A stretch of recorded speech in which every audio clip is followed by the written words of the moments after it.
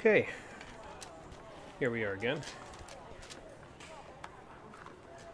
Get my wristicuff on. Not a fisticuff. I don't have arthritis in my fingers yet. Sure, it's only a matter of time, though. I'm not even sure, honestly, if the diagnosis they gave me of mild osteoarthritis in my wrist is even true. Like, I mean, granted, I wear this thing anyway every time I play video games just as a preventative measure, but it doesn't really even bother me all that much. Like, there's only a couple of, like, if I'm playing games literally all day, maybe then, but, like, especially in the time period where I was in school, wrist wasn't bothering me basically at all. So it might just, instead of being osteoarthritis, it might just be soreness or, I don't know, something that is not as serious as osteoarthritis. I don't know. So, let's see, Pat is here and James the Catboy is here. Hello to everybody, and Marie is also here. Hello to everyone. How's everybody doing today? Yes, hello again. Another D-Venture. Saw a lot of new stickers. Going to use a massive amount of Pokemon this time around. Oh no, the Switch is going to sleep. Yeah, we have to wake it up a little bit. I did switch around the thumbnail this time because I had originally had the team that we had at the end of the last episode in the thumbnail for this episode. And then I was like, well, honestly, only the top two Pokemon in that thumbnail, those being Interceptor and Houseplant, are actually going to be used this time because I'm boxing, excuse me, the team that killed all the Titans. I'm boxing the team that defeated all the Titans for the rest of the game. So, like, you won't see Flamigo again, you won't see Fuecoco again. The princess needs to have a rest in her castle after ordering all of her followers to make the road safe for the rest of the kingdom. So, like, you won't see those four again, I don't think, probably for the rest of the playthrough. So I said, it doesn't really make much sense to have them be in the thumbnail, so let's put Pokemon in the thumbnail that are actually going to be, like, involved in doing something today, I think. At least of the ones that we've caught. We'll probably catch a couple of new ones today. I can think of one. We already have that one. 2, 3. Probably 3 Pokemon that we'll catch today that will maybe end up in the thumbnail on the next one, depending on how much we get done today. We'll see. So, yeah, it's sad. It's sad that we're boxing them now, but granted, they did a lot of work. Like, they did an entire storyline, effectively, other than the final battle, by themselves in a single stream. So, like, that's... If these had been half-an-hour-long episodes, that would have been 6 or 7 straight episodes where they would have just been in thumbnail, because I'm just going place to place to place to place, you know. So, it's sad, but they did a lot of work, relatively speaking. So, now, let's continue their hard work, shall we? I just bumped the mic on my way to doing that. Because their work is done, the roads are safe. Trainers can now go on their treasure hunt without having to worry about getting run over by 30-foot-tall HM-fueled Pokemon. Normally, HM-fueled Pokemon are not the problem because those are not typically the ones that you actually use for battling, but those ones are a little bit scarier than the usual HM Pokemon. So, that being said, we have more work to do because even though we defeated all the Titans last time, we've got, 13 more challenges to do over the course of the entire rest of the region. So, let's get started on them, shall we? How you doing, everybody? Welcome back to Pokemon Violet, the stream edition. As I said last time, and as you saw on the map there, we defeated all 5 of the Titans in Paldea. And we have not gained a single gym badge. We quite simply just wandered from one to the next and threw a knackle stack at it. And by that I mean this knackle stack, Callie, because she salt cured them, and the rest of them were pretty much along for the ride, and just to make sure we didn't get, like, especially Master McEwen was along for the ride to make sure that none of us got, like, overrun by Pokemon that were just faster than us. So I've switched around the party just a little bit. I've made some adjustments in terms of hold items and everything else like that. Quite honestly, for now, Combee and Hoppip are basically just here for passive experience, because they both need about the same amount of experience to get to level 15. So Interceptor, Houseplant, and then Azurill is making a special guest appearance for this one because in between episodes, it took me about 5-10 minutes total. I went back to East Province Area 1 and grabbed a handful of these berries that increase friendliness while they lower EVs in the process. Azurill, in this particular case, does not have any EVs, so it doesn't even matter. I also gave Azurill the Soothe Belt, and we're going to feed the baby a variety of foods now, so that way she can learn what they taste like, and then level up, and she will no longer be baby. Yeah, I'm boxing my starter. Yep, because the team that I'm actually planning on using, it does not include the starter. I feel like the starter gets used in most of the playthroughs on YouTube, so more often than not, I box my starter in most of my Pokemon playthroughs. It's not always the case, but like in Pokemon Coliseum and XD, I didn't box the starters, and in Let's Go Pikachu, I didn't, but most of the time when I play Pokemon, I end up boxing the starter anyway, because it's just, you use it so often, it almost feels like you've used it too many times, you know what I mean? So I prefer to try using other Pokemon instead. So that's the plan. And we won't have our full team of 6 for a while, so there will be some slots open, and we can have a variety of other Pokemon in those slots. So we'll just fill the slots out with other things and see where we go from there. 1, 2, 3, 4, 5, 6, 7, 8, 9. Turns out it's actually not 15 berries, it's between 12 and 15, depending on how much you've walked around. I think Azurill can evolve if I give her 12. So let's just see. If it's not 12, then it'll be literally one more. So give her an EXP candy. Level 7. Bada bing, bada boom. Azurill is ready to evolve. You know, you had the nutrients in your little water ball thing, but I gave you more nutrients. Enough to evolve you, as a matter of fact. Into Meryl. I was trying to think about how I wanted to do this in terms of the first gym, and I was like, no, you know what? Meryl will do. It'll help us out in the first gym. Because we don't have the best matchup against bug types. I mean, I have resistances because I have, or a resistance because Interceptor's a fairy type, and I have a couple of flying types as well. So I could just use those, but Meryl will help out with that for reasons that I'll show you right now. Because moveset currently not looking all that great. Also, this one does not have huge power, it has thick fat, but that's fine. We should still be able to make things work because if you remember moves with Meryl, once you evolve from Azurill, she can learn Rollout. So let's put Rollout in the list. We'll get Defense Curl back as well. And I think I'm going to take the Soothe Bell and give her the other, I think I bought another Power Bracer if I remember correctly, or if I didn't, I need to go buy one because I need to go buy like one other item from the shop as well before we get moving here. So let me just take a look and see if I did do that or if that's not something I did off screen. It'd be here. No, it would be like up here somewhere, so I need to go buy it. Okay, that's fine. So I'll take that Soothe Bell now, thank you. We'll need that for something else. And yeah, so the plan of action right now basically is we're going to wander up and down the hill getting these guy and gals some experience points until they level up a little bit so that way we can go back towards the lake area over there and confront the tough trainer of South Province Area 1.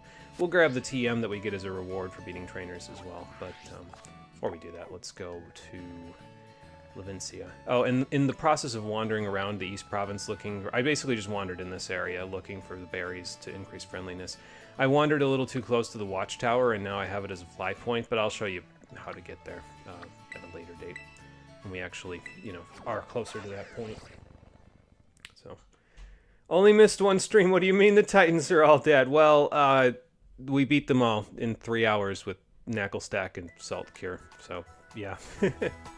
Hi, Goober. How you doing? Welcome to the stream. Oh, Mega Goober, I see. I mean, to be fair, prior to you retiring from Pokemon, stopped using starters a long time ago. Used them all the time. It's just as fun without them to you. Yeah, and that's what I mean. It's just, we can find the fun anyway, even without the starters, so I don't mind boxing them. So, don't play as yourself anymore, so you find it nice to just use new things you figure the character you're playing as would catch. Use 2 legendaries in Black 2 and German. Don't use legendaries at all anymore. Yeah, and it's nice to mix it up like that, you know what I mean? Like, the team that I'm using, or going to be using for this playthrough, is completely different from a team that I've ever used. I've never used... Well, I shouldn't say I've never used any of these Pokemon. There's a few that I have used. Some of which I have not used in... The ones that I have used, I think only one of them I have actually used in an in-game team before. Most of the rest, it's either I've never used them before or I've only used them in competitive. So, what am I looking for? I think it's in battle items, yeah. So I want to buy a wide lens while I'm here, and that will tide me over for a little bit. I'll probably come back and get one more eventually. But yeah, as Marie was saying, I think it was not last stream, but the stream before, you can, in fact, go gambling right away, because even at 0 badges, you can purchase a loaded dice here from here in Levincia. That being said, I don't really need that, so I'm not going to bother. It's nice if you have Pokemon that use a lot of, like, multi-hit moves. So if you have, like, Bullet Seed and Arm Thrust on a single Pokemon, or Rock Blast and Icicle Spear on a single Pokemon, then, you know, it might be nice to have them. I don't usually like using those if I only have one multi-hit move, though, because at that point it's like, well, why not just use a move that has guaranteed 80 base power, because there's pretty much always a move that has guaranteed 80 base power for every type, so, like, just use that instead. I don't know. Okay, but yeah, here's the wide lens. It'll boost our accuracy, which will be helpful for making sure rollout hits, because we need rollout to hit, so... But before we go back to Los Platos so we can do some other stuff, let's sell some of the stuff, because I don't think I sold my stuff here. I did have enough to buy everything that I needed, but I didn't sell extra stuff last time. Get used to seeing a lot of selling in this playthrough, because you get a very large amount of items, and most of them I will not need for any waking reason. Actually, you know what? I'm not going to sell those. I'll keep any Pokeballs, Great Balls, and Ultra Balls I get, because those are usually the ones that I use. Sell those. Don't need that, or any of these feathers. I'll hold on to the Adamant Mint. I was thinking about giving it to Interceptor, but I don't think he's going to need it for right now if he's got the Power Bracer, because his, whatchamacallit, his EVs for attack should go up pretty steadily just from having that on hand. So, don't need to sell any of that, sell this stuff. And that's it. And bada bing, bada boom, we have more money than we started with, even though I just spent 30,000 of it.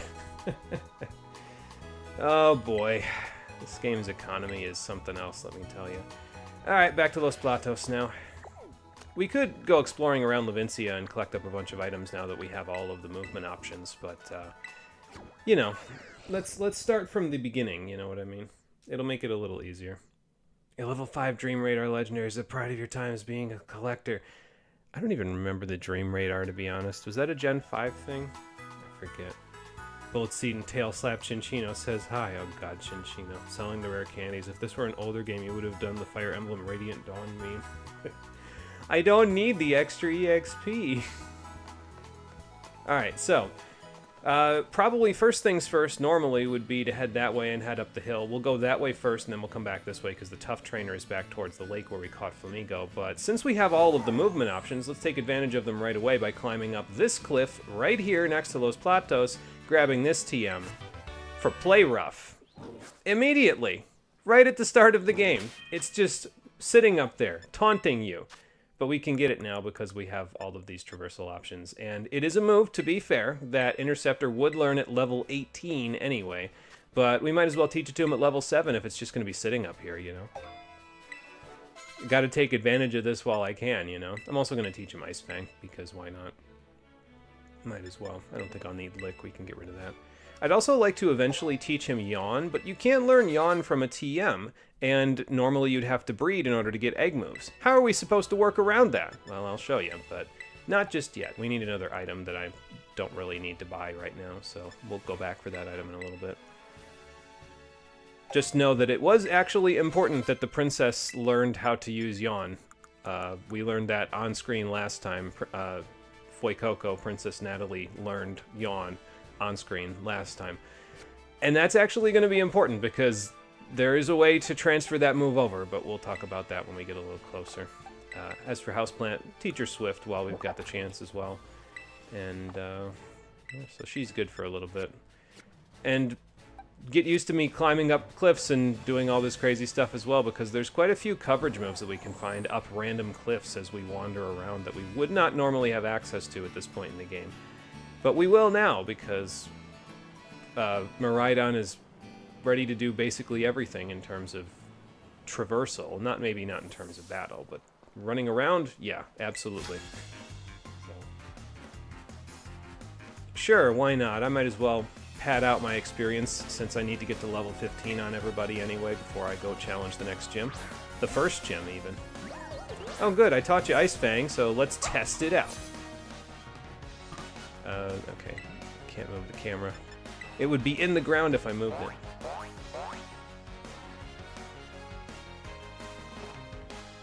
Good, we didn't miss our first Ice Fang. That's awesome. I'm going to swap in Houseplant just to spread the experience around. Meryl is in the fast experience group, so Meryl... Well, actually, I don't know. Meryl might not level up quite as quickly, because I think if I remember right, the fast experience group has a little trouble in the first, like, 15 or 20 levels, and then all of a sudden it starts shooting up like crazy. So... Okay, now we can just use Swift to finish things up. Dream Radar was the 3DS software that released alongside Black and White 2. You were supposed to play it alongside Black and White 2, which explains how Pokemon from that game scale when you transfer them, but you can totally be super cheeky and just not play Black and White 2 and beat Dream Radar. As long as you have no badges, all Pokemon you transfer out are level 5 to match the last milestone you had, getting your starter. Oh, okay. So that's how you get the level 5 legendaries then, if you just beat Dream Radar that way. 3 genies and all the box legends from the Gen 4 games could theoretically be level 5. Yeah, okay, well now that makes a lot more sense. I was going to say, they had level 5 legendaries and whatever that was. But there you go. That's how they did that. Alright, we get Covet. So I guess that's a little bit better than Tackle. Only a little, though. And defeated this trainer while we were at it.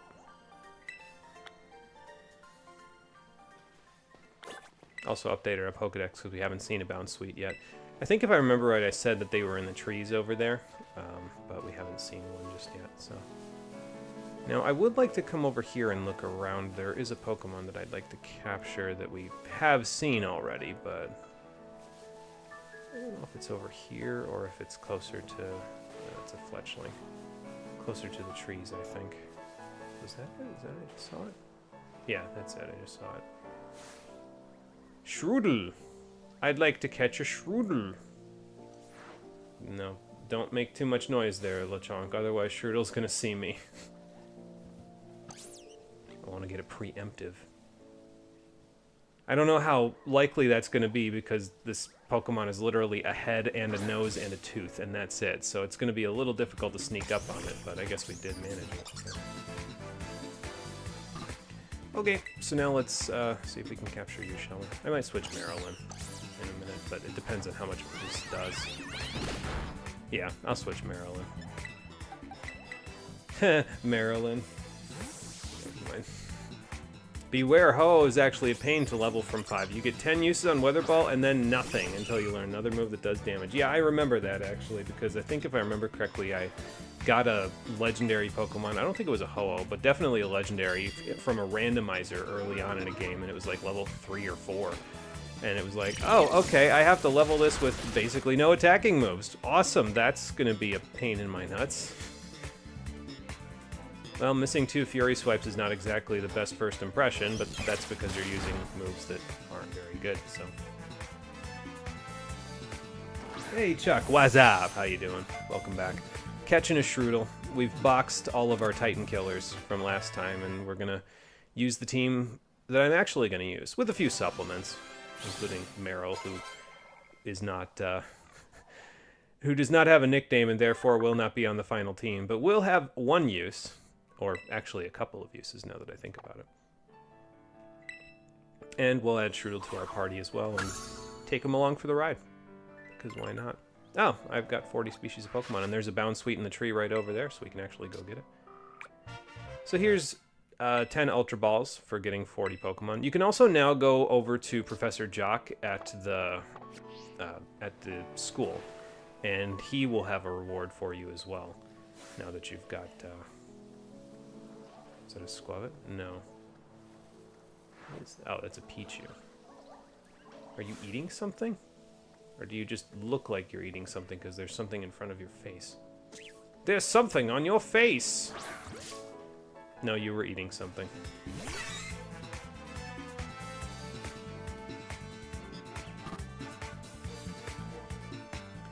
Okay, so I'll catch this Pichu as well, because why not? And then there's a trainer over there, so we'll see if we can... Maybe the Bounce Weed will still be around if I, you know, look up that way in a second. I should also probably heal... let's see, that's a Bonsley over there. We already caught that. Should probably also heal Shrootle up to full, but probably I'll be walking through town again in a minute anyway, so it won't matter too much. The Pichu is just eating and you chose violence. I can eat all at once it gets in the box. Love Graphite. Yeah, Graphite is a cool Pokemon. It's Shrootle's evolution, and we will see it in a little while. I have plans for it, so we'll see it. Oh, also, we can get a Raichu from this Pichu if we raise it and, you know, make it happy enough. So, we just have to get it to Pikachu first. Oh, good. I can see the roots of that tree. Awesome. Didn't need to see that. Dialga was worse. You have 5 uses of Ancient Power, and then I think you get Dragon Breath next. Legends are not meant to be low level. Because of Prankster Copycat, it's so much fun. Yeah, and you know, Prankster Copycat would be a lot of fun, yeah. I think I've seen people use it on Riolu before. So, remember copping Glaive Rush off the 4th Elite Four member, and you just one-shot it? That's hilarious. Yeah, that would definitely, because if it, you know, if you're able to tank a Glaive Rush and then, or I don't even know if you have to tank it necessarily, because you could just let a Pokemon faint and then switch in Graphite. Prankster Copycat that Glaive Rush right back, and it deals double damage to it, so there you go. Alright, so Pichu's in the box now. We might raise it later to be a Pikachu and then a Raichu, I'm not sure yet. And, let's see, you guys are probably, I was going to say, quite a ways yet before you're going to get to where you need to be. I actually kind of want to check how Shrootle looks stats-wise as well before I get too far here. I think it's mostly like attack and a little speed and that's it, but let's see. Oh, it's Adamant, and it's got Unburden. Okay, well, it's not going to be using Prankster, but it's Adamant. That's interesting. If that's the case, I don't even know if Acid Spray would be a good thing for you to even use, but hopefully you get a physical poison type move relatively soon. But yeah, we'll switch you up top here because you and Meryl are going to have some uses. We've got Interceptor and Houseplant that'll be used in the actual team, but all of these Pokemon will be used for something. I promise you that. I have quite a few planned uses for a bunch of different Pokemon, so... But we'll just keep, you know, capturing things because there's quite a few, like I said, quite a few things to capture on the way to school, so might as well fill out the Pokedex a little bit. We can always level them up a little later and evolve them. So. Marcia. Once accidentally called a Alolan Raichu a Alolan Pikachu, and now it's a joke with one of your friends. Whoops. It's got a W nature. Use one on Showdown. It's so much fun. You use Gunk Shot once, then you have a +1 Copycat to use Gunk Shot again and again. There you go, that would be useful. Hey Gao, how you doing? Welcome back. What's he working on now that he's defeated the Titans? Yeah, I'm building up a team to take on the gym challenge now. So basically, now that the Titans are defeated, we're going to go in order. We're going to do the gym challenge in order, and we're going to do the team star fights as we do the gym challenge as well. But I'm just catching stuff while I wander up the hill, basically. So you can find Bound Sweet in the tree. Yes, you can. You can also find Slackoth, but not in these trees. But if you're looking for a Slackoth, you need to look in trees in order to find it, so. Yeah, and Priority Encore, that's also helpful, yeah. Don't know, I guess. So all the fights, yeah, all the rest of the fights in the game, we'll just go through them slowly. Will each of the paths have its own team? I am planning on raising some Pokemon that are there specially for each Team Star base. So, like, the main team of 6 that we're going to have is going to be supplemented by some of the Team Star Pokemon, at least until I get all 6 of them together, because it's going to be a little while before that happens. But I'm planning on putting together a small team of 3 for each Team Star base that's separate from the actual main team of 6. So. And then that main team of 6 that's used for the gym challenge will be used to take on the Elite Four, and then be used to take on the 4th and final quest line late in the game. So wonder if these are going to box 8. I should check, actually. And then maybe catch that squabbit that was there. I don't even know if it's still there or not, but that's like one of the last ones I need down here. Oh no, they're going to the right place. Okay. That's fine. There you are, squabbit. Oh, yeah. Probably already see me. So I'm just going to toss a ball at you.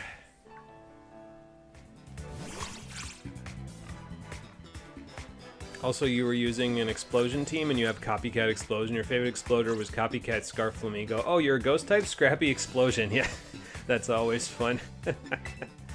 Oh boy. I don't know what a Squabbit could really do to either of you. I guess I'm going to switch Strudel in. Why not? Gotta catch another one. Maybe this one will be less likely to take breakfast and lunch and everything else from under Mom's nose. Unlike the last one. Although, to be fair, the last one at this point is like level 58 or something now on Arven's team, so... Alright, I don't think a second Acid Spray will kill from that range, even at -2. Although that hurt a little bit. But it should be okay. If it's not, we have a revive. There we go.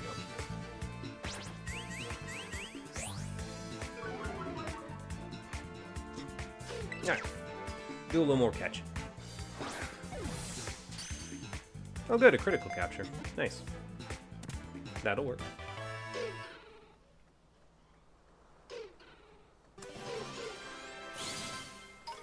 A little bit of EXP for everybody. Level 9, level 10, pretty much all the way around, although I think Meryl is still hovering at level 8, but we can fix that in just a minute. I can bring Meryl to the front.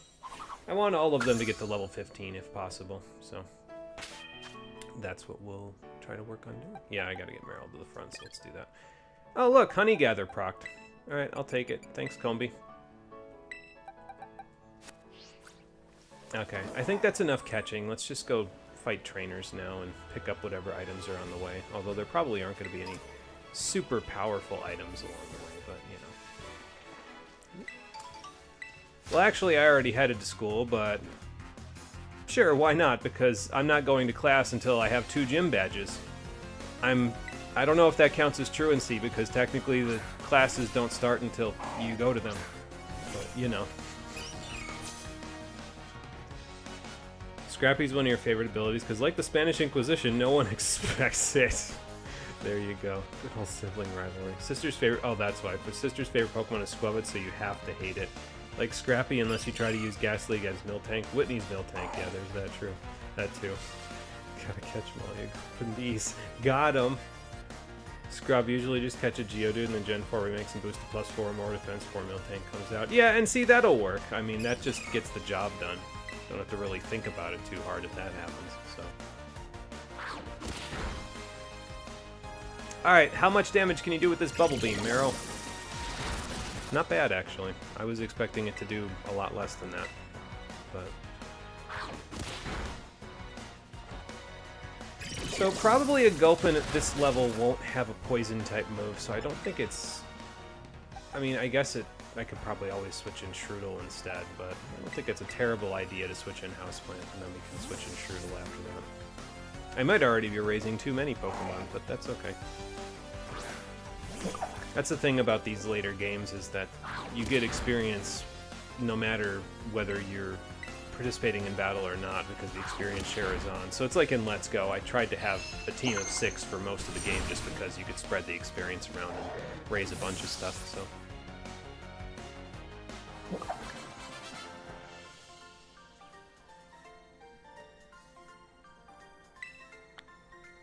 Alright, so that's that. No, I definitely won't go off the beaten path all the way up this hill to some place that I'm not supposed to be right now. Thanks for the tip, sir. Yeah, going up this hill will lead you to a couple of items. There's a couple of cliffs with... And I think there's one cliff with a lake that has a couple of potentially new Pokemon. I think there's... You can get a Surskit up here or something. You can also encounter our first hiker trainer up here. And my understanding is that the Pokemon community likes the hiker like redesign in this game.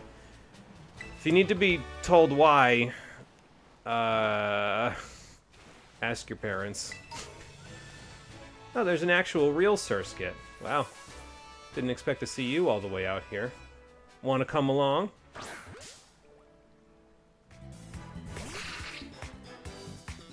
Should use Paldean Whooper.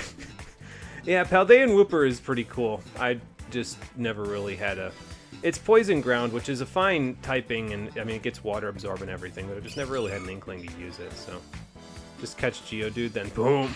Stomp, not very effective. Yeah, Explosion. Rollout, not very effective, and Locksuna, just using it forever. Just explode yourself. I think she has Charm, but that's not really a problem. She doesn't. Track, Stomp, Rollout, Milk Drink.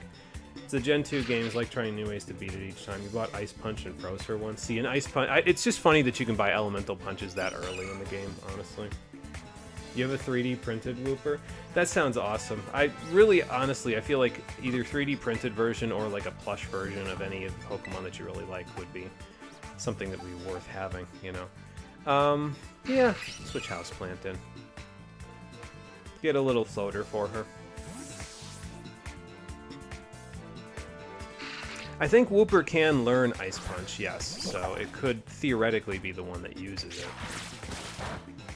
Oh, that did some pretty good damage, even though it was not very effective. Oh, that's why. Never mind. I was gonna say, well, use Growth once. And then feed my houseplant with the blood of this water-skating spider. Not all the blood, though. I want to catch it, so...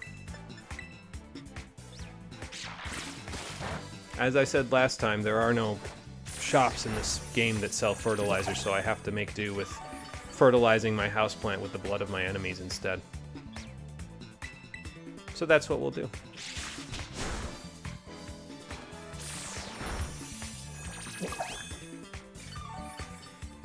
Oh, the 3D printed Whooper was and painted was from your friend because you gave him a shiny Blaziken and favorite Pokemon in Scarlet. It seems like a fair trade then, yeah, I'd say. I'll say plush, you're set to the buying though, so boy. 27 times, oh my god. Hopefully you got all the trapped air out then. Good lord. Sounds like a metal AF plant.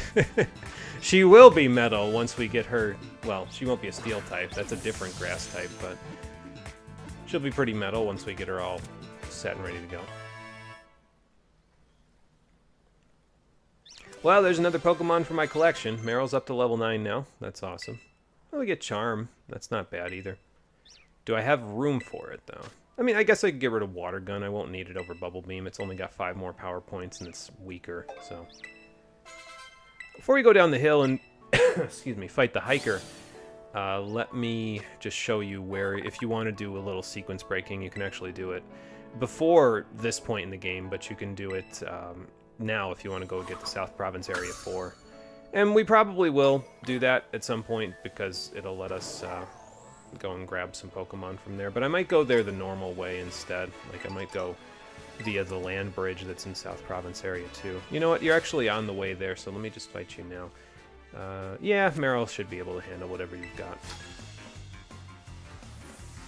That Azurill is having a breakdown. Yeah, Azurill doesn't really like watching battles. Most Pokemon are either aggressive and therefore like watching battles, neutral and just sort of sit there and maybe cheer you on sometimes, or they hate watching battles and they freak out when they happen around them, so... It used to be annoying, honestly, watching that have to happen and having to listen to them freak out while the battles are going on, but at this point it's kind of almost just like white noise for me, so... It's a roly-coly. It actually survived the hit. Meryl, I don't know what to say about that. But we did get a speed drop because we went first that time. I wasn't paying attention.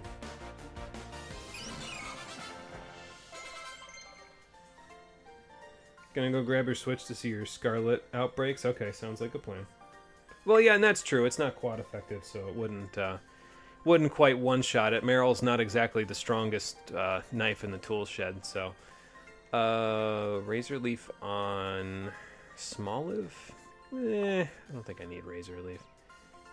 I'm raising it to be a special attacker, so... Fair enough, but then if that's the case, why have you body built the upper part of your body? Are you more of a like rock climber rather than, you know, a hill climber, I guess. I don't know. Oh, okay. Thought I saw something that I did not see. It was Hoppip's leaves, not what I thought I saw. But yeah, you can just hop right over this ledge, or if there's a Pokemon here, like this Toxel, for example, you can just, from here, toss a Pokeball over the cliff at it, and then you'll end up on that side of the... Are you okay down there?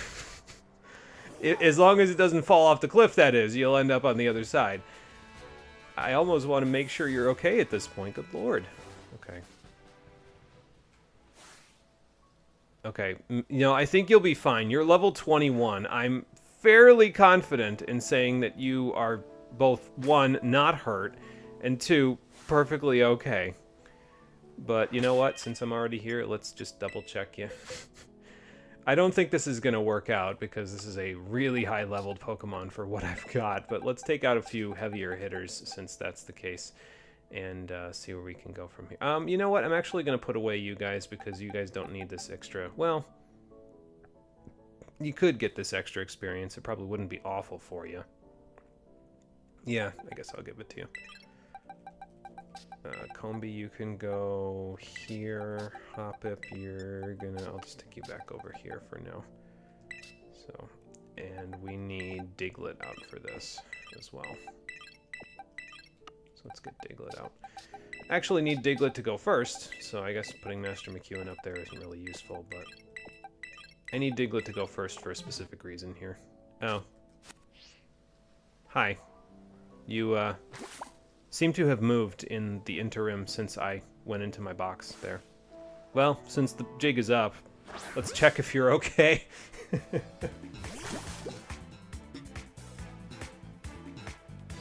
Do you have huge power? I don't have huge power on that on that Marill. It was an Azurill. It's no longer an Azurill. It's a Marill. I don't have huge power. I have thick fat instead. So it's not exactly the strongest in the world, but it'll work. So yeah, or the super strong ability, thick fat, because you now resist fire and ice because you didn't before. Trust. Thanks for playing this and reminding you that the South Province walking theme exists. Yeah, it's a pretty good track, so I don't mind reminding people of it. All the good outbreaks you already have. Magikarp, Mimikyu, Heracross, Crabominable, Duosion, already have it. Diglett! Pop the Diglett out so we can see. I actually do have a reason for using Diglett here. So, here's the reason. I'm going to astonish this small baby. Because it tells me whether or not it has the Rattled ability. It does make him flinch, but, you know, that's not great. Not a whole lot of fun for the baby, but... it's fine. That did surprising amounts of damage considering it was a special attack from a Pokemon 6 levels lower.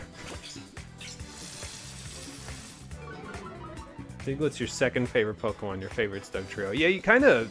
I got the impression that Dugtrio was at least something close to a favorite the last time because you were talking about it quite a bit, so... and then I guess we'll just use Scratch. I want to weaken it, but I don't want to weaken it so badly, because it was obviously perfectly healthy despite falling off a cliff. It had full HP. But... I don't know if that's going to be enough. This is why we want to Diglett out, though, because Diglett is not affected by Nuzzle, which would otherwise have an 100% chance to paralyze, and I don't really want that. Alright, let's try catching it now.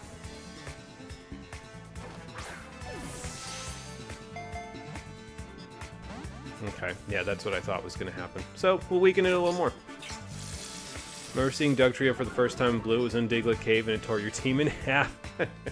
Yeah, Dugtrios in Diglett Cave are, like, abnormally really high level. They're like, oh my god. They're, like, level 31 or something. It's kind of ridiculous. I don't know why they did that, but hey, I'll take it, you know.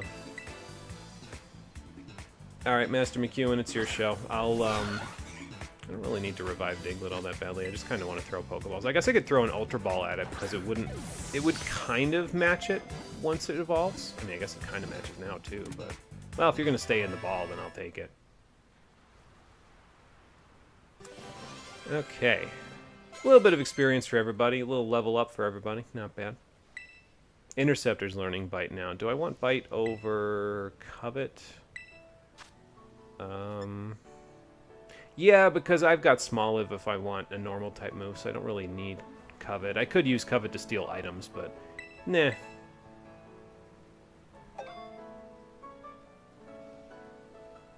Oh, you didn't see the day Lycanroc outbreak? Let's go shiny hunting. Yeah, there you go. Diglett's in every gen. Is it in every? Well, I mean, it is in every gen in the national decks, probably. I'm trying to think if it was in Galar. Was it in Gen 8? It was probably in Gen 8. I probably just don't remember. So. I think it's kind of like what Kaga envisioned for Fire Emblem. They were rare, so everyone would have a different journey in the game. Yeah, something like that, yeah. Clearly, they are the ultimate Pokemon. Something like that, yeah. Okay. So we caught the Toxel. It has Rattled, which means when it evolves, it'll get the Punk Rock ability. But now for the last thing that I need to check on this thing. We'll see if I want to give it a nickname. I'm not sure yet. We're going to have to find out. Okay. Well, I need to revive Diglett. That's fine. I have 16 revives after all, so there you go, little guy. Sorry about the flail that you had to eat directly in the face. But, you know, it's all for a good cause, I think. Maybe. We'll see in a sec. Nope, not move. Check summary. Nature Jolly. Let me see here. Hold on a sec.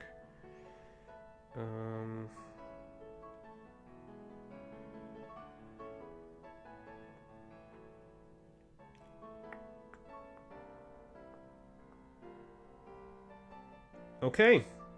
Well, this is something I was gonna look for anyway, but I was gonna save it to do it off screen because I was like, well, I don't know if I'm gonna be able to figure this out and do it on screen, but this is exactly what I needed, is a Toxel with the Rattled ability that has a nature that will evolve it into... It can evolve into one of two forms when it evolves into Toxtricity. It can either be the low-key form or the amped form, depending on its nature.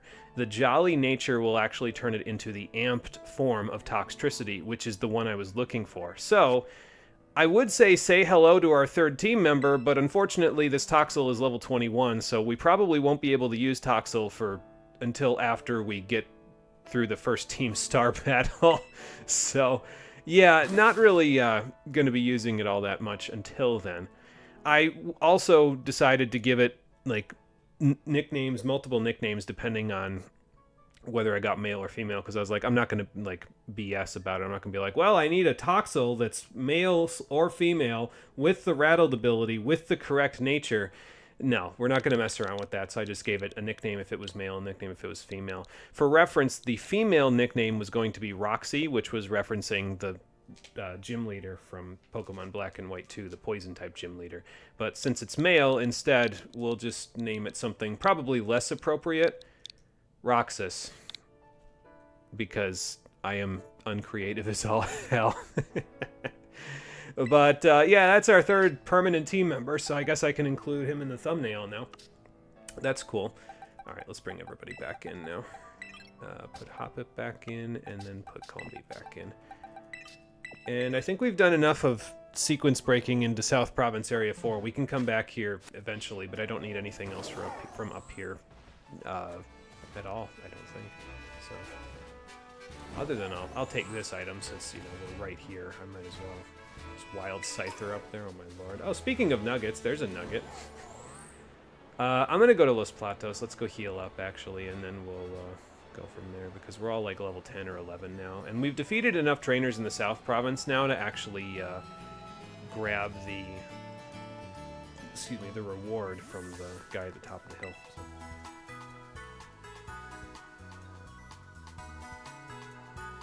Oh, it is in Galar? Okay, gotcha. Yours killed Leon's Charizard. Well, that's good. That's good. So. Covet's funny. In Emerald, you got a Skitty, you got Covet, and refought the rich trainers outside Petalburg Woods because their Pokemon tend to have nuggets as held items. Yeah, I remember that, yeah. That was a little, like, thing that you could do with the... it's not the Versus Seeker in that one. It's just the Pokénav. There's, like, a Trainer Seeker function or something. I forget what it's called, so... With Rock Slide. Diglett has the second lowest HP stat of any Pokemon at 10 base HP. That is very low, yes. Poison Electric, neat. Hadn't seen that combination before. Yeah, it's the only one with Poison Electric, so gonna have to catch 100 of Toxel eggs then. There you go. So sad you don't have a Dugtrio that sparkles, but you have a shiny wet Dugtrio. Oh, yeah, the Wugtrio. Yeah. Well, I'm sure you'll get a shiny regular Dugtrio at some point. All I have to do is find an outbreak of them, or Diglett. And then there you go.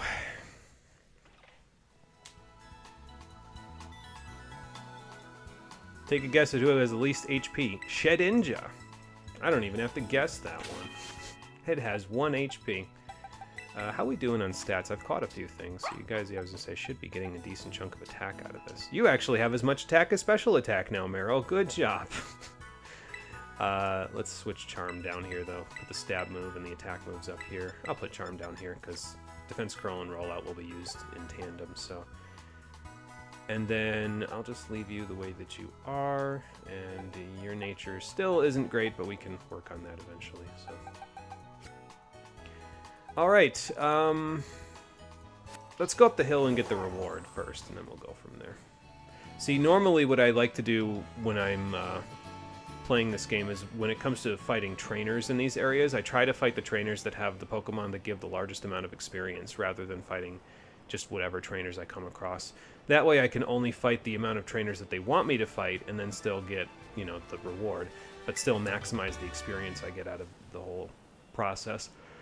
I mean, it's South Province Area 1, so the Pokemon trainers here aren't really going to be all that strong to begin with, but, you know, might be worth it to fight a few of them anyway.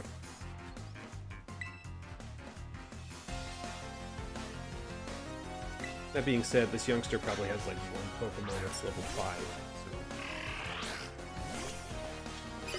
It's a Chewtle! We haven't seen that one yet, so I guess at the very least I can get it for my Pokedex. Houseplant, I have found the blood of the enemy that you can suck up, so that we can nourish your olives a little bit more. Yeah, it'll probably be a little bit slow going in the early game just because this team is a little... I mean, like, if you think about our 3 permanent team members that we have caught already, we have a bred dog, a plant that is barely out of the bud stage yet, she's practically a seed, and a small baby. So, it might be a little slow going at first, but we'll pick it up as we go a little further and a little faster. I might even pull up a map of the trainers on in each area, because I can probably pull it up on my computer screen over there and then just look at it for reference and see where we're going. Or we could just wander around and beat whatever we find. I mean, it doesn't really matter too much. If I don't have enough experience, I'll just fight more trainers, right? Gee, ya think? I gotta give him a little credit. He's probably like 3, so that was probably a big revelation for him. So I think what we'll do is let's grab the reward while we're here. We'll go fight the courier over there, and we'll go fight the other hiker that's on this route, and then after that, we'll head over to the lake area where we found Flamigo.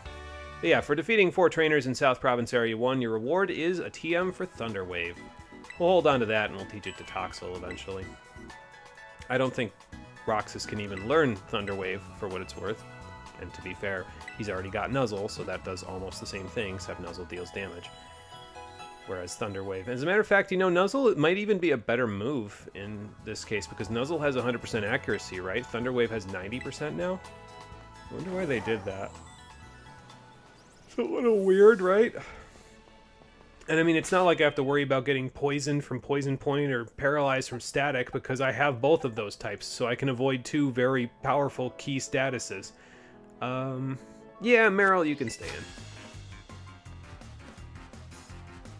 Yes, that's the thing. Nuzzle doesn't miss, so it's vastly superior. Thunder Wave nerf Thundurus, it gets nerfed all the time. Oh yeah, because Thundurus has Prankster, doesn't it? So they didn't want Prankster Thunder Wave to be a thing that you'd have to deal with, so... Always called Diglett Chuck because you're a Diglett. So Chuck Trio, Wet Chuck, and Wet Chuck Trio. There you go. Chuck Trio, that's a fun name. Shiny Sneasel, nice, congrats. Never used Smoliv, but you adore its design. I also love how it evolves as well, because, like, it's anthropomorphized like some other Pokemon have been in the past, but it's not anthropomorphized in, like, a way that I feel like... Like, I feel like a lot of people look at things like Gardevoir and Lopunny, and there's certain other Pokemon that they just look at and they're like, okay, there's potential here for Rule 34. I just feel like, I mean, there probably is for Small-Liv's evolutions as well, but it just evolves into something that doesn't strike me as something people can fetishize, unlike Gardevoir and Lopunny and Sarina and that sort of stuff. So, I don't know, maybe I'm just thinking with the wrong head again. Just catch a fish. Still watching all of you. Then Gyarados before the first Team Starbase. Yes, and that would be helpful, wouldn't it? I've already got an Aerocuda for the second Team Starbase. I'll be okay.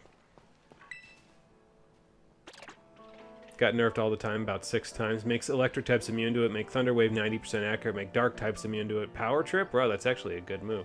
Hold 20 base power. Yeah, not Power Trip. Foul Play is the one you're thinking of, yeah. It gets Power Trip early on, but it's not so great. Because if you've allowed the... I think if I remember correctly, Power Trip is the one that gets stronger the more buffs your opponent has. But if you've allowed your opponent to buff up like that, I don't know if you want to be using a 20 base power Dark-type move. I think you want to be finding something with an immunity to its main attack stats. So... Shroodle, you can go in. Your iPad's at 1%, you should probably charge it. Yeah, probably wouldn't be a bad idea, honestly. Just so that way you're not, you know, running out of battery. Ah, there's a slack off. Shroodle. I still think Shroodle is just such a goofy Pokemon. It's literally just a head with feet on the bottom. Well, don't yawn at Shroodle. You're gonna make me yawn now in real life. I could feel one coming on just now, but it didn't resolve itself. So maybe it'll come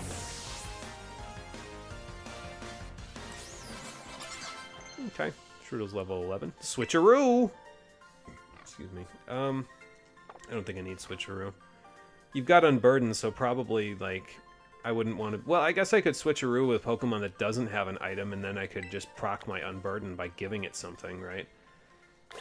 Maybe that's not a bad strategy, actually. I don't know if I'll actually implement it in this playthrough, but it's probably not a bad strategy. Alright, Meryl's back up. Check the attack stat. I don't really mind with Interceptor and Houseplant, but for Meryl, I think eventually I want to take the whatchamacallit off, the Power Bracer off, but I really, honestly, it isn't necessary to have the Power Bracer on. I'm literally just using it because I wanted to have... It doesn't have huge power, so I wanted to have enough attack for rollout to actually, I don't know, do something. Yes, Switcheroo Toxicorp, because you can't get Toxic originally, yeah, because you've already got the Poison typing, so... Calm Mind Stored Power Espeon. Never fight Stored Power users anymore, sad. You have, you play Showdown a good amount, so you've seen a lot of strats. Didn't resolve itself, just like the yawn used on Shroodle, yeah, pretty much. So, yeah, I don't remember the last time I've seen Stored Power being used by anybody, but I haven't played competitive since Gen 6, so I'm not really one to talk. Gave up on Showdown back in Gen 6 because you kept seeing the same 20 or so Pokemon between every trainer you played. It was so boring. Just joined like 2 months ago. Yeah, and I mean, it's something that you can get burned out on, but it really depends on whether that burns you out or if you feel better about using original strategies. If you're more like somebody who likes to experiment with original strategies and you don't mind other people using the same things, like, if you want to use an original strategy, the opponent using the same things doesn't really matter too much, because then you have a reference point, and it's like, okay, this other strategy that I used against this team of 6 worked like this much, so let's use a different team of 6 and see how much it works. But I don't know, I'm in the same boat as Maria. I kind of got burnt out by most of competitive battling being very similar back in Gen 6, and I just kind of never looked back at it. Honestly, I almost gave up on Pokemon completely after Pokemon Sun. I was not a big fan of Pokemon Sun, and then Sword and Shield, well, okay, so Let's Go let me feel better about it, and then Sword and Shield came out, and I was really not a fan of those. And then, you know, I'm not even going to fly over there. It'll take longer for me to fly over there than it will for me to just go over these cliffs. So. But, well, then these games came out, and, well, I still have a lot to say about them. Good, bad, and in between, but there's enough Well, you know, and honestly, I don't even know if I can say that now, because I was going to say there's enough things that I can do that are interesting to make it so that I have enough to say, but actually the main thing that makes these games interesting to me is what we literally did in the first 3 episodes, where we prepped and then we defeated all the Titans in the first, like, 6 to 8 hours of the game, so that's the main thing. That's all I've got in terms of making things fun for me. Oh, it's a skip loom, okay. So, we're going to have to make our own fun for the rest of the playthrough, and I don't know how well that's going to work out, honestly. We'll see. Also, we're in South Province Area 5 right now, so maybe don't fight the Pokemon up here if you've got, like, level 10s like I do. Probably not a good idea. Probably worth some good experience if you can beat them, but, you know. Oh, you know what? I can show you 2 other things, actually, while I'm thinking about it before we go over to the lake area, because this is something I don't know if anybody really shows. So let's head over here, back towards the lighthouse, and head up the cliffs here. Forget if there's an item at the end of these cliffs. Nope, no, there's not. Probably one down there. There is one right there. I'll take that. The first thing, so let's go up here. First thing is this. Can grab an Eerie Impulse TM from behind the Pocopath Lighthouse. That, you can pretty much only teach it to electric types, but it drops special attack by 2 stages, and that can be pretty useful for a particular gym challenge that we're going to be doing in a little while. The other thing I can show you is this. This is the very first treasure chest that you can find in the game in terms of, like, displacement from where you start in the game. So let's see what's inside of it, shall we? It's another Gimme Ghoul. Except this one's in a treasure chest with a whole bunch of coins, and it's level 5. So, if you were thinking, oh, you can't normally get up here until you rock climb, so it's going to be level 50. Yeah, unfortunately, that's not the case. That being said, if you keep this Gimme Ghoul at level 5 and you get 999 Gimme Ghoul coins, this is probably the lowest level you can get its evolution at, is level 5. So, let's see if we can capture it. Yeah, almost. Oh my great googly moogly, it's a chest. Yeah, there you go. You'll have fun, okay? Whenever you're bored, you start cooking with dumb ideas. Like, you have a team of 6 Smeargles on anything goes. Smeargle's always been kind of fun to just mess around with anyway, so. Stoutland, naive, just enough speed to not be a burden. Scrappy, expert belt. Literally felt so good beating people who just assume he'd be another Sand Rush variant. Yeah, there you go. It's not what people would expect. Love your lock on sheer cold fissure and extreme speed. You should fight Arven. You got this. I tried that last time. It did not go very well. What could I use against this thing that would not... I could probably acid spray it. That's not very effective. And half of its moves are have no effect on Shroodle anyway.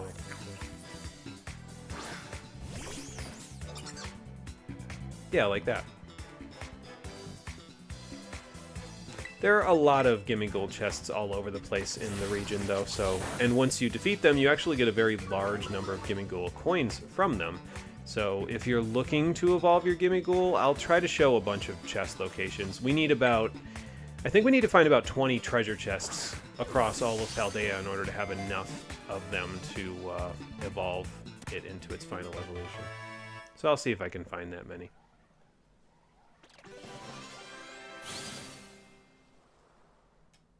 Okay. I don't think you can catch the roaming form of Gimme Ghoul either. Maybe you can do it in, like, some, like, outside of the game itself, but not in-game. I'm pretty sure in-game the only ones you can catch are the chest forms, because the roaming forms, they just run away from you, so...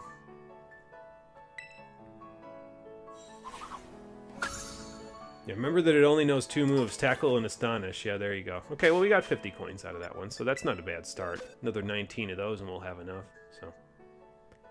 There's a 1% chance for 777 coins. Boy, that would be nice. Recently learned that the chess ones have a chance to respawn daily. Don't know if that means in-game day or real-life day. Yeah, real-life day, so there you go. So you can just come back and fight the same ones over and over again if you want to. I usually just wander around the region, honestly, and just look for them instead, but... Alright, let's set it to box 1 so that way we can just keep going in that direction. And then let's go down to the lake now. I really should get in the habit of dash it jumping off of these cliffs because I'll get more distance on my glide if I do that. Oh well. figure it out. You know, while these crystals are here, I might as well stop by and see what they've got. So, never know. Terra Dark Combi. Okay. Because just for stopping by, you get some LP for doing that. And we will need a little bit of LP in order to make some items later on, so it's not a bad idea to stop by and just check them out. Alright, we went down to the lake area there. So let's go up here to the ruins this time. And then once we get up to level 12, we can work on... oh, by the way, the roaming gimme ghouls that are in the ruins, they give more coins than the regular ones do. Usually with the regular ones, you'll only get 1 coin, but these ones typically give between 3 and 10 coins if you scare them off. So, yeah, like that. See, that was just a jump. I didn't, or rather a high jump. I didn't even have to do any gliding there, and I made that gap, so...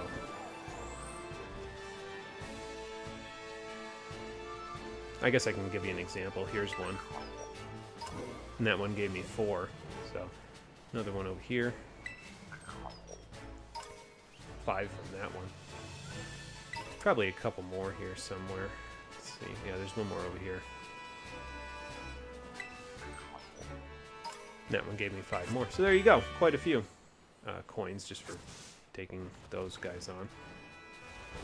This is normally a little platforming puzzle, quote-unquote, that you can do, but since we have high jump plus glide, we probably will still fail this, but we can just float right onto it and do that. Grab an HP up right away.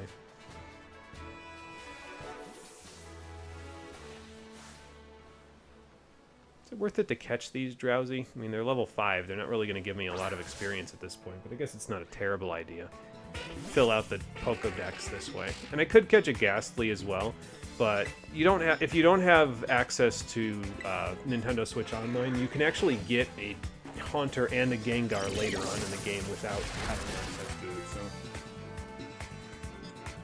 So if you catch Ghastly, you can always just switch it out for Haunter and Gengar once you can. There's a trade, an in-game trade later that you can do once you get it. At least you can get more than one Golden Go. Yeah, there you go. So just by respawning the Gimme Goal. Just gave your friends your Gimme Goal for them to complete the Pokedex. Same with the Treasures of the Ruins. You hate shiny hunting, hop it, because if you see green, but it's the leaf. Yeah, there's that too. Have a personal grudge against Hoppip. Well, we will be using our Hoppip for something in this playthrough, and probably not what you would expect it to be used for, but I do have a plan to use Hoppip for something, so... Alright, anyway, there were Ghastly over here, but I think they disappeared. Yeah, that's fine. Just fight this kid, and then how close are we to level 12 on anybody? Do we have anybody at level 12? Probably after this fight, a couple of you will be there. I don't know if Shroodo will. You definitely won't. Man, the fast experience group takes a little bit to get going, don't they?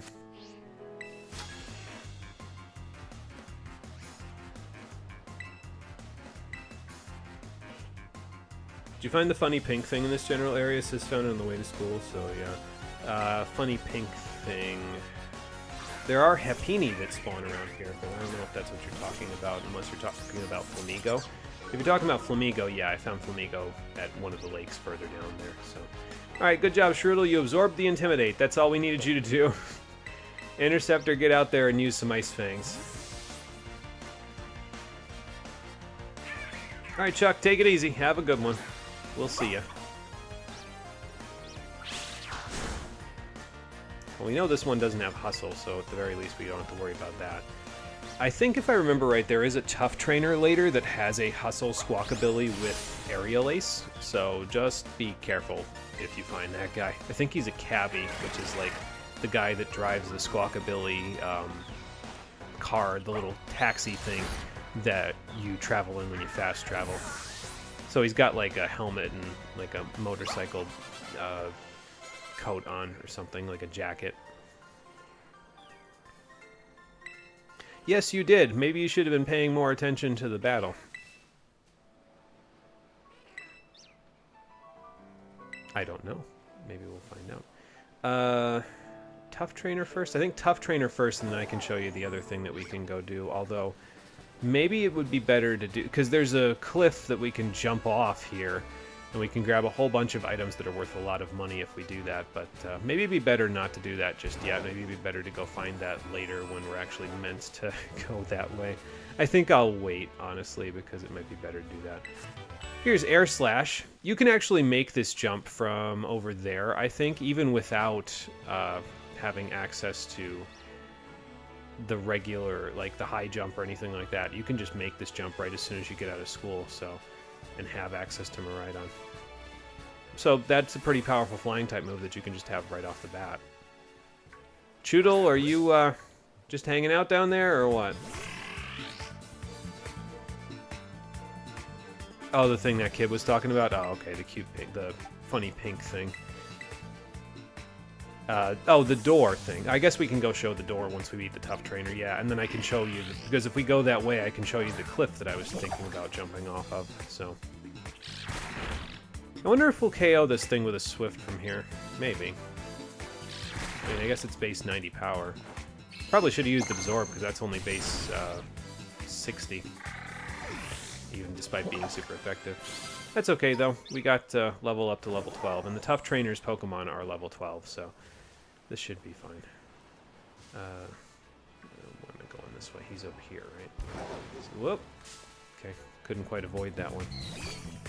That's why I don't dash sometimes in this game, because it usually lands me in a bit of trouble.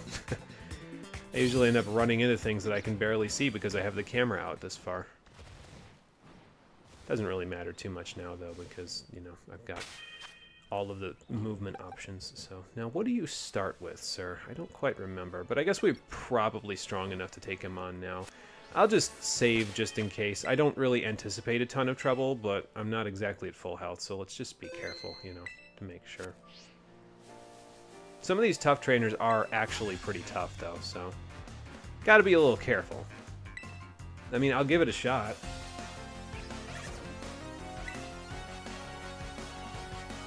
Looks like all those Combi over there are male, so. Okay, well, this will work out, actually, because Meryl is a good advantage against a puppy. No, no sand attack. Bad boy. Stop it. And we still hit our bubble beam, so I guess that's the most important thing. I'll switch to Smoliv, actually, and then try to absorb and finish this thing off. See what he switches into after that. We'll be looking for another puppy of our own. Nobody can replace Interceptor, but we'll be looking for our own Rockruff in just a little while, because you can actually catch them at a fairly low level, not too far away from here. So I was going to use Absorb, but then I was like, double teams, let's just use Swift to ensure that we get the KO. Because if Absorb would have KO'd from there, then Swift would have as well. As I said, Swift is base 90 power versus the base 60 that would have been from Absorb. So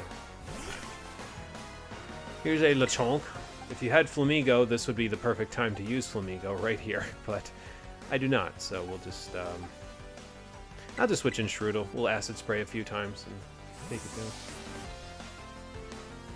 Oh, and I need to go back off towards the direction of the thing that kid was talking about anyway, because there's actually another TM that I can pick up not too far away from here that you need to be able to swim in order to get, so you're probably not meant to grab it until you go up to South Province Area 5, but it's not a bad idea to grab it now if you are in the area and you can swim. So you have Mud Shot. I don't think that's going to KO if you do it again, and I'm still faster than you, so that's fine.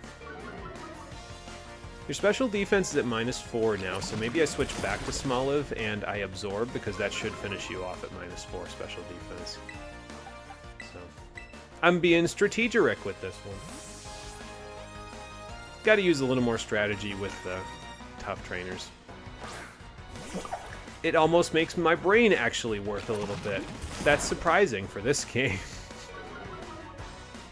Now, but like the first 3 gyms in this game can actually be a little bit tough. It's just beyond that point where it kind of gets not so much. But, you know, we'll do the best we can early on to see if we can make the game somewhat challenging. That's probably why I'm using set mode and have a House Bud, a dog and a baby as my main team members because it makes things more interesting, right? We don't need synthesis. Did Combi level up as well, or was it just Hoppip just now? I guess I'll find out in a second, won't I? I'll take a look. Makuhita. Nope, Combi leveled up as well. Okay, well, Interceptor, this is a Makuhita, and it's about to use Arm Thrust, so why don't you get in there, and then we can show it how to play rough. So I can miss my first play rough. I'll fake out. Okay, that's fine. Well, with the Sand Attack, that's even worse. Break through it, Interceptor. There you go. I knew you could do it. This guy liked his accuracy reducing moves, didn't he?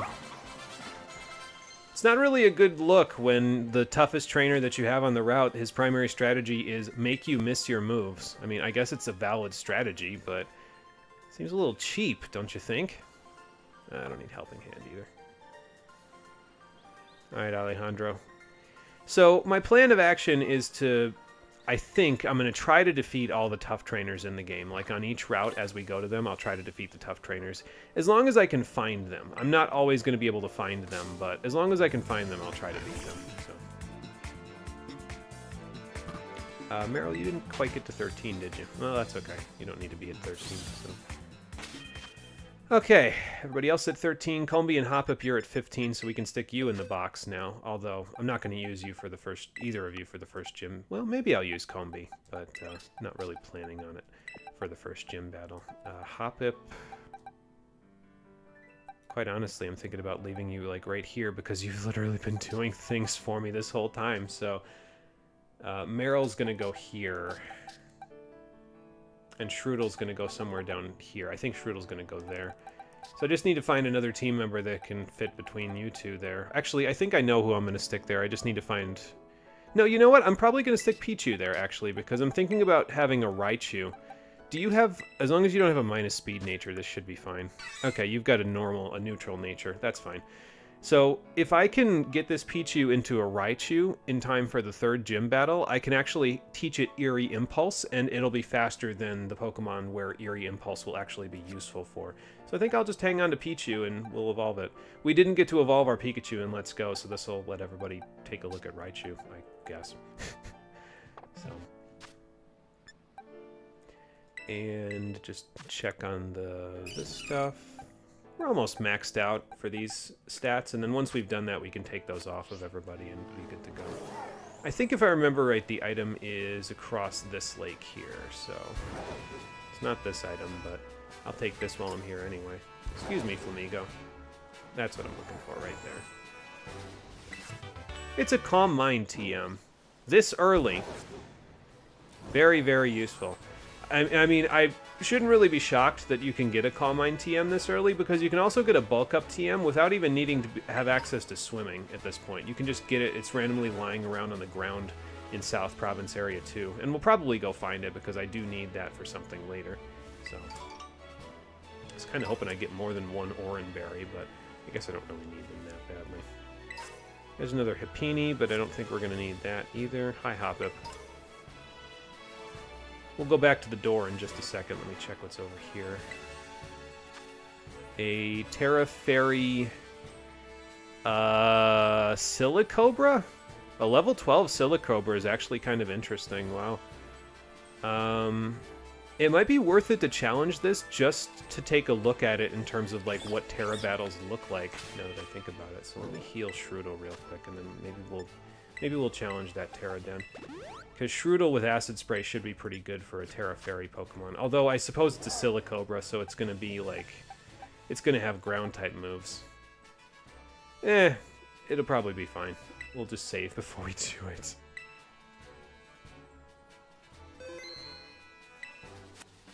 Alright, let's check it out, and then we'll go get that TM once we're done. Alright, so you can switch your Pokemon when you do this. You can also... I mean, I guess instead of doing that, I could literally just, like... take one of my level 20-somethings and take it into battle against this thing. That wouldn't be terrible. You know what? Let's bring the Goater Cycle in. Why not? The Goater Cycle didn't get to do much while we were fighting the Titans. He was mostly just there as the noble steed, so let's let him take on this Silicobra. And you'll get 3 NPCs to help you out with this 1-star raid, so...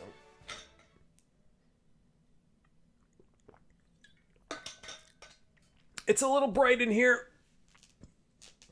I'm glad I got sunglasses because, good lord, man. Oh, hang on. The light's breaking away.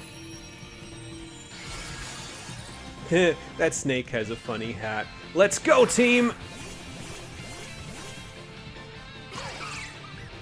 Okay, so, Terra battles. So, in a Terra battle, you have to defeat the Pokemon before time runs out. If you get knocked out, you will get revived, but you'll take a penalty to your time when that happens, so try to avoid fainting.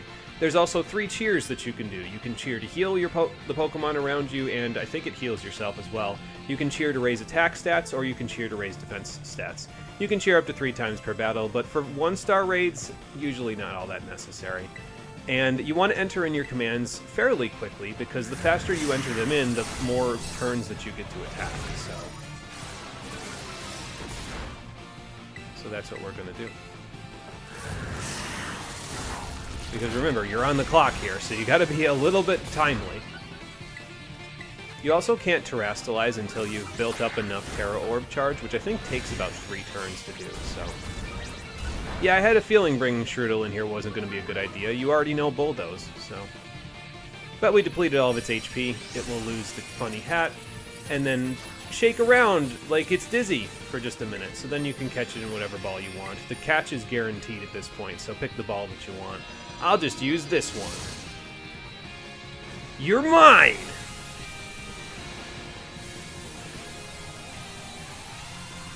Okay, I see you saying, I'll quote my past conversation with Sis, but I didn't see the rest of it. Oh, you haven't finished typing it yet. Okay, that's why.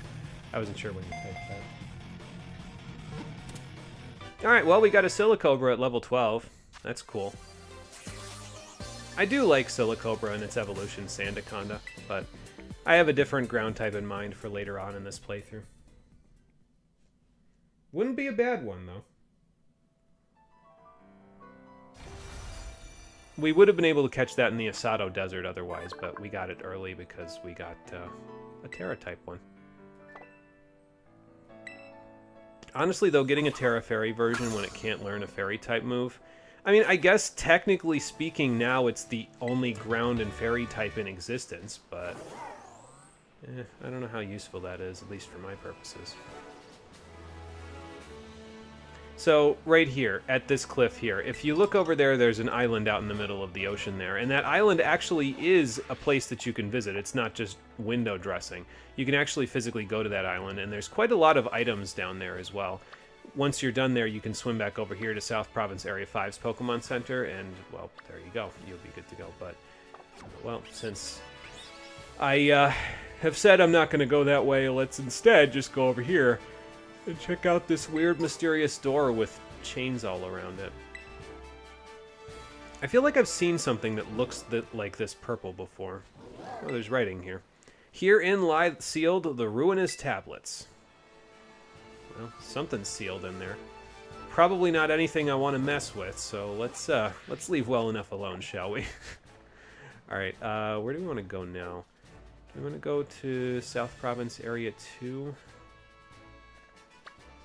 Yeah, probably, because we want to make our way over to Cortondo, but we need to get a few more levels first before we do that, so...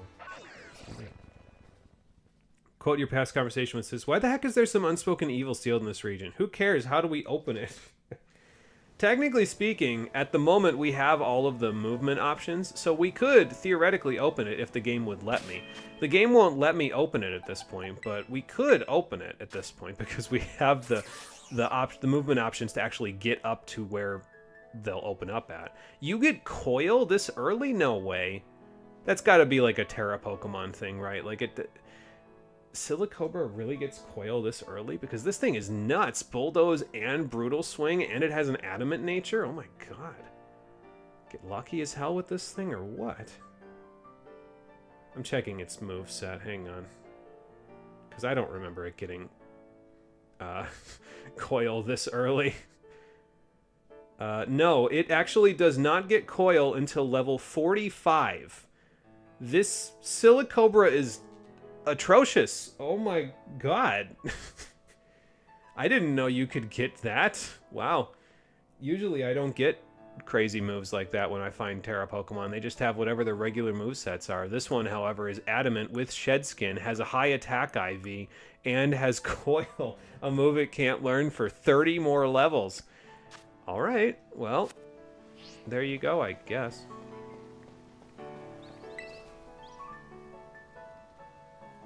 Oh, I never collected these from you? Oh, no, you know, I think I did. It's just No, maybe I didn't. Because I think I just ran right past you because I found Smoliv instead of talking to you. Oh, well. I love how we both busted out the learn sets to check that. Yeah, we both did that, yeah. We were just like, no, wait a minute, hang on, that's not right. Coil's a busted as hell setup move. How do you know that already? Well, that's tempting, but, you know.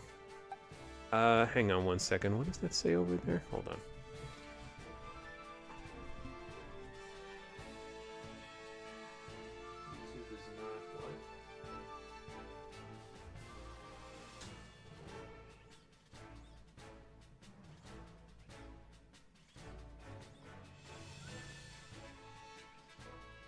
There it goes. Okay.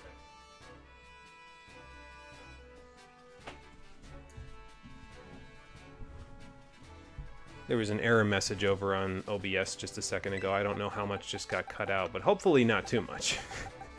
Anyway, I haven't done anything because Silicobra is just going into the box for right now, so. Gonna use your Salsa Burb? I do have a very specific plan for the Salsa Burb, yes. I am planning on using Oricorio for something, but we will talk about what that is. Many episodes from now. It's gonna be a while before we do anything with that, but there you go. I just realized I have an Oval Stone, so I can give it to Eevee, and then we can just evolve it into Chansey right now if we really want to. So let's do that. Let's stick Newest first here first. There we go. And then just let me know if I'm dropping anything on the stream here.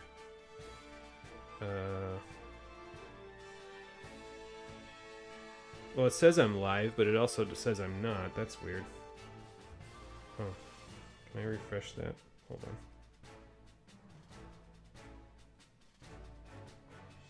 Let me see what this says here. Yeah, the error message is not going away over on OBS, so it's throwing me off. Sorry. Don't think anything got cut. Something repeated, but it was like 1 or 2 seconds. Okay, yeah, so it must just be YouTube freaking out. I don't know. The error message isn't going away over there on my screen, though, so... whatever. Just figure it out from here. It's fine. Just get rid of all my new items. We've gotten a whole bunch of new stuff since we started there. Oh, and we got a few experience candies and some... a couple other things over here as well. I think we got these tiny mushrooms from the Terra Raids. So Terra Raids can get you some money and some items you wouldn't otherwise have, but there you go.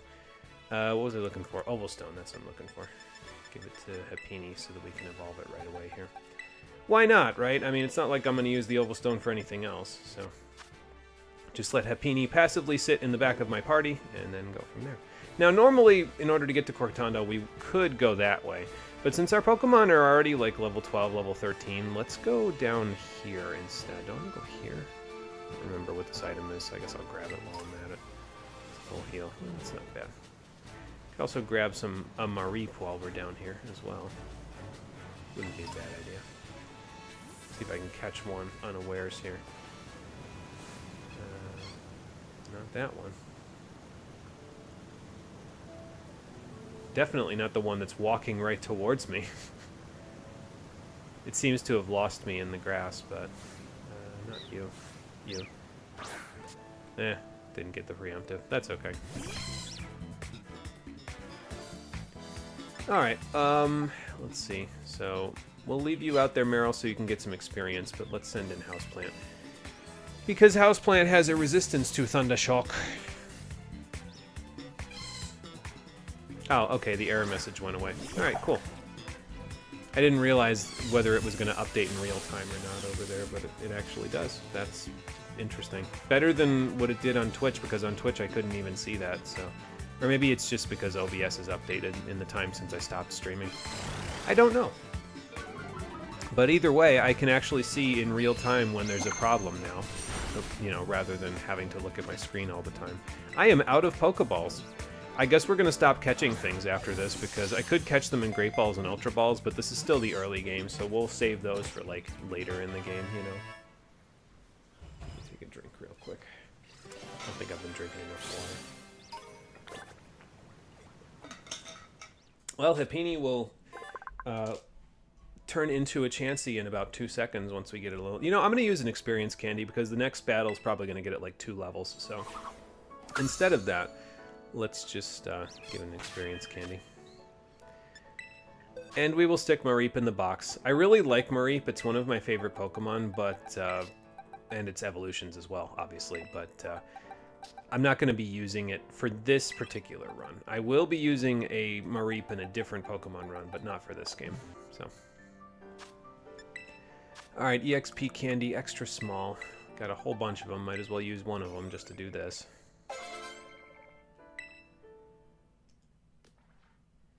And there we go, we have an evolution. Go ahead, Happiny, turn into the Nurse Joy Pokemon. Cool. So now if we were to get it Happiness, we could evolve it into Blissey at like level 8 if we really wanted to. I want to hold on to my Friendliness Berries though, because we'll need them for something else that we're going to be getting in a little while. So, might get it today, I'm not 100% sure, but we'll see. Alright, stick you back in here. Since Hoppip was moved over to the other box, let's take Gimmighoul and stick it there. Whoops. Do that, that, and that. Alright, cool. We've almost got a whole box filled out at this point. And, I mean, with the other Pokemon that we have in the other boxes, we've got more than one box filled out, but that's cool. Alright, and then probably a couple more battles, and we should be maxed out on our attack stats here. What'll happen when you max out on the stat is you'll actually see it sparkling in the stats menu here. So like my attack stat, when I pull this up, will sparkle rather than where it is now. So we're not quite there yet, but once it starts sparkling, we will be there. Oh, did I catch 50 Pokemon already? Wow. I sure as heck did. All right, well, let's get another reward. So having caught 50 Pokemon, we are now 1/8 of the way done with the Pokedex in this game. We haven't even started evolving anything yet. But we get some small experience candies, 5 of them. And we can get a Firestone once we get to 60. I haven't decided how many Pokemon I'm going to catch yet in this game, but since I'm taking a vacation like near the middle of this playthrough, I may actually end up catching more things than I do normally, because I'll have more time to actually catch things, so... But we're out of Pokeballs now, so I'll, you know, catch some things otherwise at a different point in time. I don't know, man. You and me both. Actually, I do know how to get back, but... Well, it's just follow the road. You'll end up in Cortando eventually. Well, Growlithe versus Marill should be a fairly decent matchup. But yeah, normally you could go in the opposite direction and just go straight up the hill, but this guy down here has some really strong Pokemon. He has a Growlithe and one other Pokemon that are worth... Well, first of all, they're like level 12, so they're, you know, pretty powerful to begin with. But second of all, they're also fairly high on the experience counter. They'll give a pretty good chunk of experience. So that's why I wanted to come down here, because it's worth fighting him. So this route I do remember, I think, where most of the tougher trainers are, the ones with the higher experience amounts for their Pokemon. So it'll make it a little easier to go and grab them. Do I Charm You? I think I'm going to Charm You first, then switch out, because I don't know how much damage it'll do.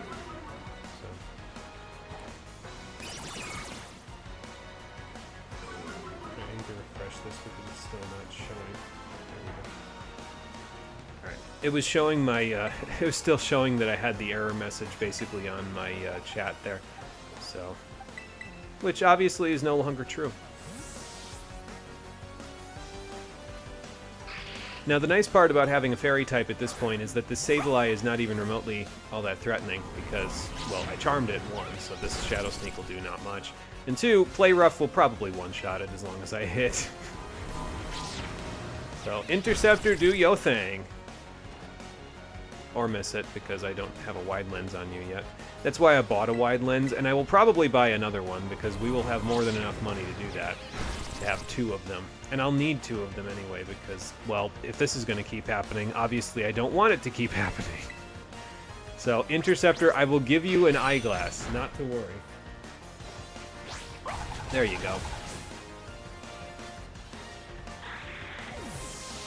But yeah, when your same type attack bonus move is the thing that has minimal accuracy, that's not good.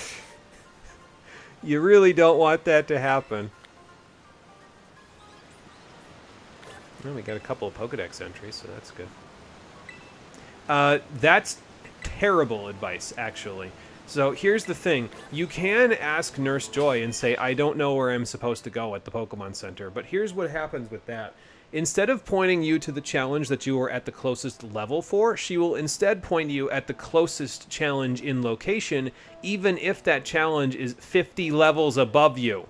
So never ever ask Nurse Joy for directions. She will send you into a death trap if you're too close to one. That's a terrible idea. I don't know who programmed it that way, but why did they do that? I don't understand. 205.72. Okay. I'll send Shroodle up front. Meryl really needs to be up front. Well, you know, actually, no, I'll keep Meryl up front, but we need to switch Shroodle into the next fight so that way we can, you know, be in good shape. I might not take on the tough trainer on this route just yet because he's like level 15 and he's got some pretty strong Pokemon. He's got a Mudbray and a Psyduck and a couple other things. So I might wait until after the gym's over before I take him on. Maybe we'll take on some of the lower level stuff first. Now, if I had any extra Pokeballs, which I don't know if I just picked one up and was looking, but... No, grassy terrain, okay.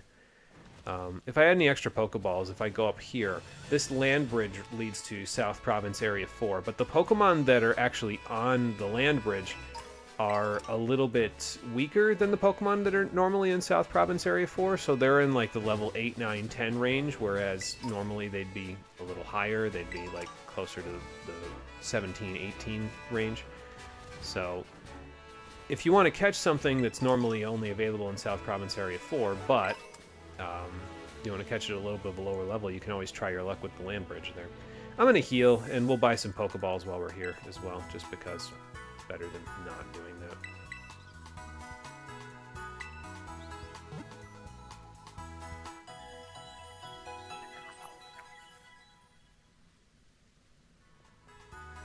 And we'll probably bulk sell the stuff that we don't need before we buy some Pokeballs. I usually don't run out at this point, but it's probably because I'm catching more things than I usually do.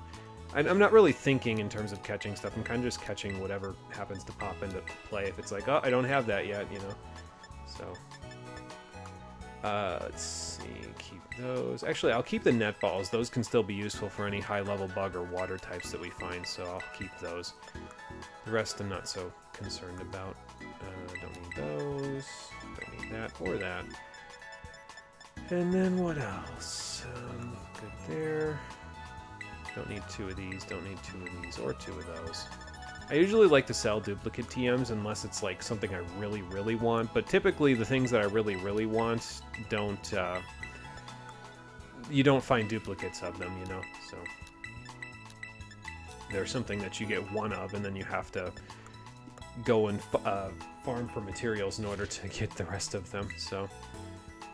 Another 19,000, almost 20,000 there without really even thinking about the things that I found. So, no, that's not bad. No, I don't want 338 Pokeballs. I mean, I'd never run out again, but I don't think I need that many. So, I'll buy 22. That'll get us up to 25, so then we'll have quite a few. And I should get, yeah, some Premier Balls. So what they did this time is that instead of giving you just one Premier Ball because you bought more than 10, they give you one Premier Ball for every 10 that you buy. So there you go. I'll buy a couple of these just to get up to 10 of them. That works. And that's it. So since that's the case, now that we're fresh in on Pokeballs, let's see if we can go find one of the Pokemon that I was referring to down here on the land bridge. Because, well, oh, and there's a Pokeball right there. Because while we're here, we might as well do it, you know, just to say we've done it. Because one of the Pokemon that I can catch on this bridge is one that I actually want to use for a little later. I could catch that one that had an exclamation point over its head there as well, because that was the unevolved form of Mabostiff that was down there.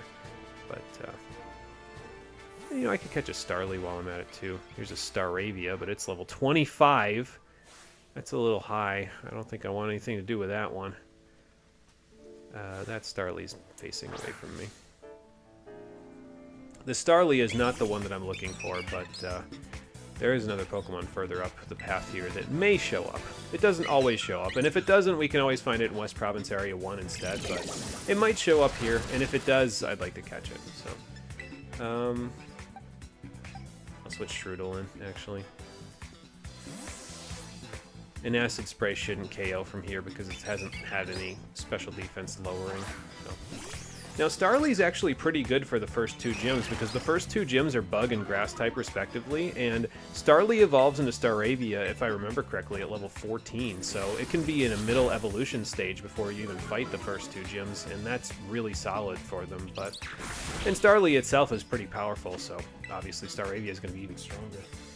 So if you're looking for something to fight the first two gyms and you're not using Flamigo, which will absolutely steamroll the first two gyms, no problem, then Starly and Staravia would probably not be a bad idea to catch either. So, oh good, a physical poison type move. I'll take it. I might put that in for Fury Swipes instead of Acid Spray, because Acid Spray could still be useful for setting up other Pokemon besides yourself. So, I've been getting a lot of Pokemon with adamant natures. Goater Cycle had one, Strudel has one. It's interesting.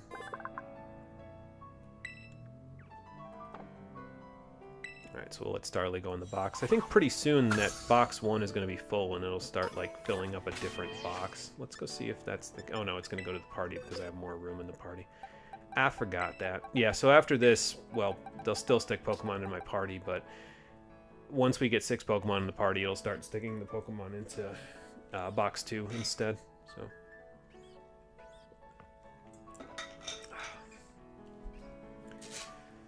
Okay. Oh, thing fell off. Hang on. My wrist brace, it fell off.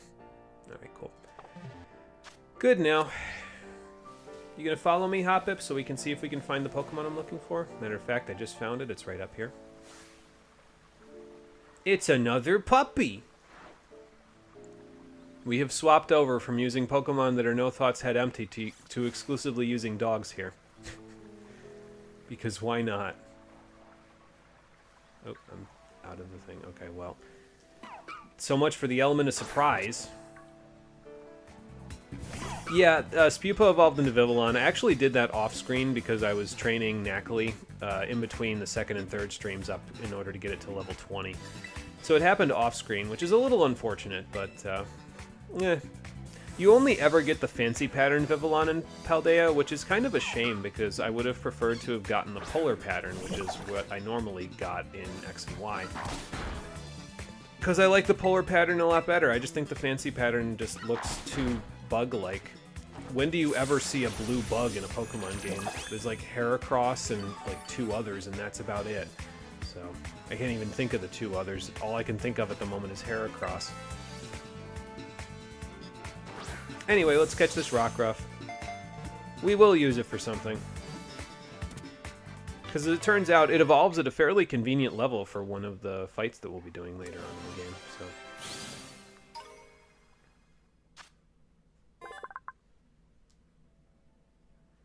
I think that's one of the few things that Gen 9 got right. The pattern of Paldea used to be an event-exclusive distribution. Yeah, and that's true. So now you don't have to have it be... You know, you don't have to get it as an event. I just wish they did something similar to it that they did with, like, Deerling and Sawsbuck, where with Deerling and Sawsbuck, if you save and quit in a different part of Paldea, it'll change the seasonal form of that Deerling or Sawsbuck. So maybe they could have had Vivillon evolve into something different depending on where in the region it evolves. I don't know. But I would have preferred that over just getting the fancy pattern every time. But, I mean, you know...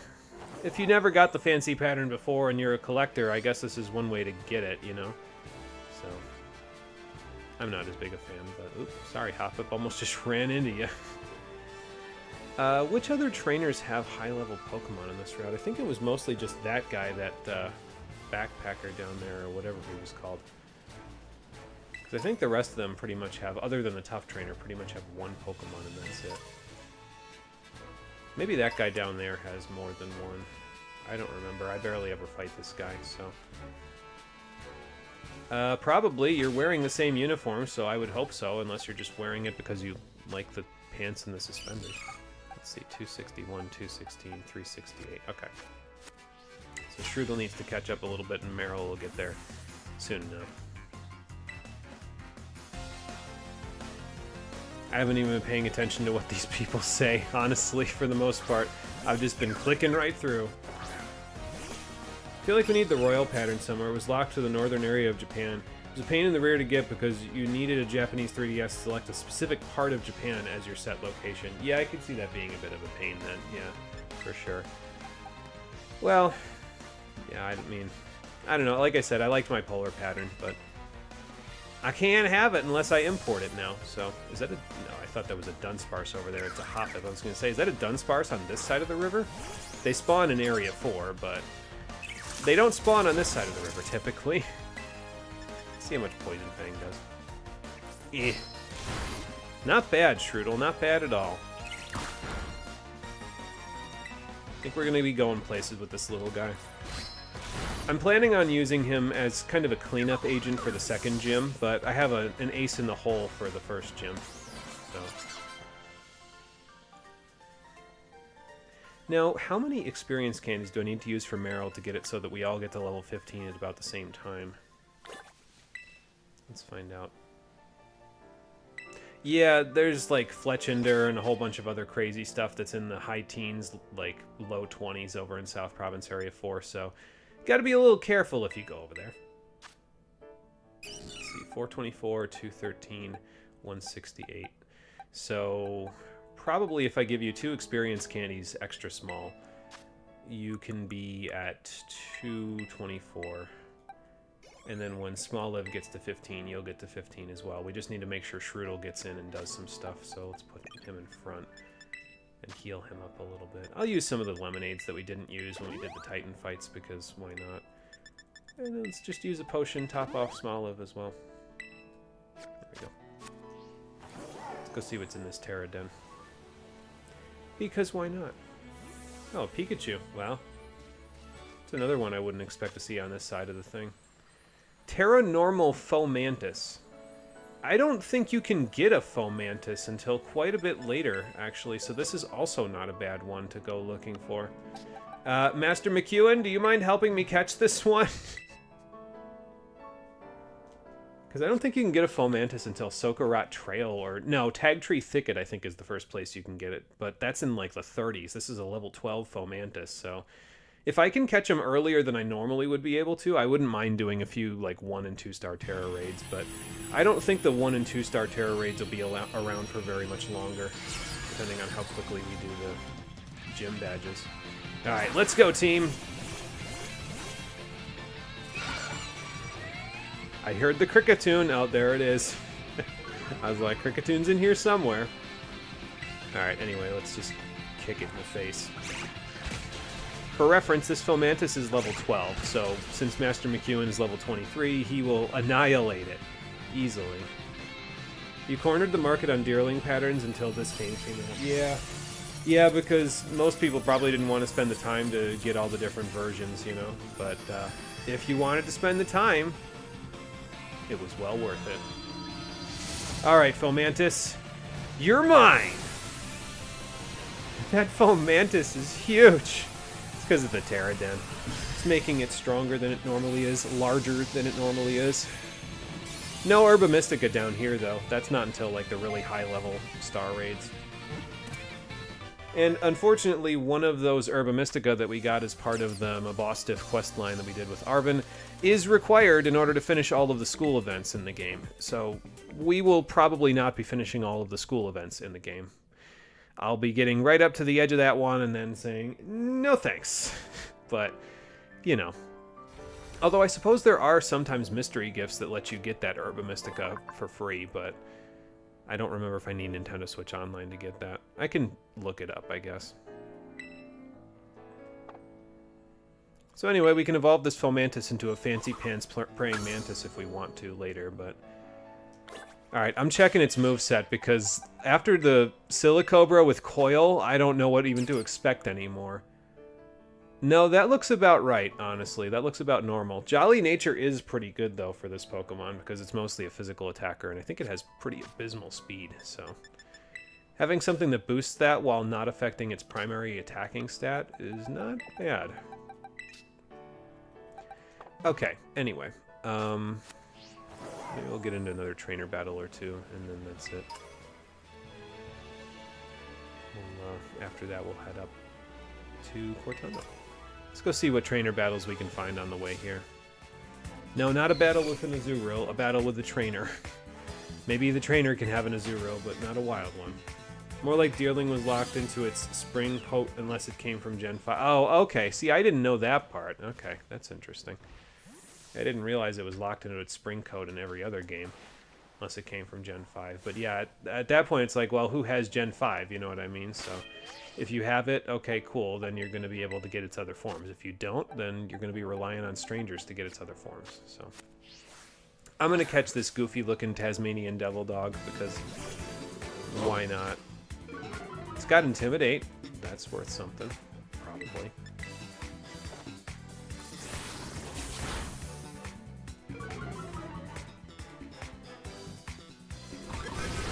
You intimidated me and you snarled me? I mean, I guess that's fine because you shouldn't die from this acid spray now, although I probably just could have used Bite if I really wanted to be safe, but eh. Oh, even when you saw one on the 3DS, it was Spring Coat? Okay. Well, then, yeah, that would make it a little harder to get the versions that you might want, which I prefer the Summer Coat version, so, yeah. Well, you broke out pretty quick. This is what I get for not getting a preemptive strike.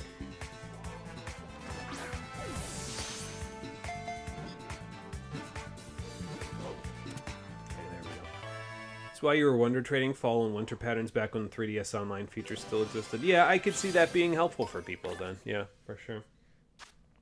I think we just about got Shroodle up to where Houseplant and Interceptor are now, so that's good. Because we should be all pretty close to getting to the correct amount of experience to get to the right level now. So let's see. 173, 163, 174, 118. Yeah, okay. So Interceptor will get there first, and then everybody else will follow shortly after. Perfect. Alrighty then. And I don't know, I feel like we can probably give capturing a break for a little while, because we have caught a ton of Pokemon since starting the stream. We're only 4 streams in, and we've caught just about as many Pokemon as we did back in Let's Go Pikachu and Eevee. Although, to be fair, that game had a little bit of different capture mechanics by comparison, so that's probably why we've caught so many. You know what I should do is I should go up on that watchtower. I didn't do that, so I should probably go up there. I've just been kind of wandering around looking for trainers and not really paying attention to where I'm going. Which I suppose is not a terrible thing to be doing, but, you know, it's probably also not very helpful for people who are trying to follow along. They're like, where are you going? Why are you going that way? I can't keep up. I didn't bother getting all of the stuff that you got, all the movement options. I'm just going off the beaten path. I think if I remember correctly, you have to beat 5 trainers on this route in order to get the reward from the trainer down there, or the Pokemon League representative. It's an Aerial Ace TM, if I remember right. Oh, look, there's another Electro Ball TM this close to the school. Why did they give you that one directly in Messagoza again? Excuse me, I don't know. But there it is. Let's have Meryl out first for this one. Shroodle would probably be better, but Meryl can probably handle this herself. Let's just Bubble Beam. But we got another Gimmighoul with some more coins that we can grab for ourselves. If I can damage it. There we go.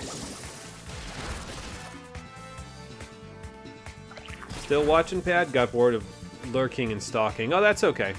It's fine if you want to lurk, I don't mind. Like I said previously, even if everybody's lurking, I'll just be sitting over here talking to myself to begin with, so... But if you want to chat, just let me know. I'll be here for that as well. Let's get experience for everybody out of this thing. I don't think it's going to be much experience, but it'll be enough to make a difference, I think. So.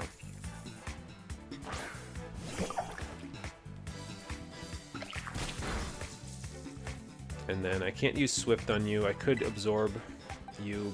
I don't know. Maybe that wouldn't be bad because it's a good source of copper. Do plants need copper? I'm not even sure. I'm going to absorb it anyway.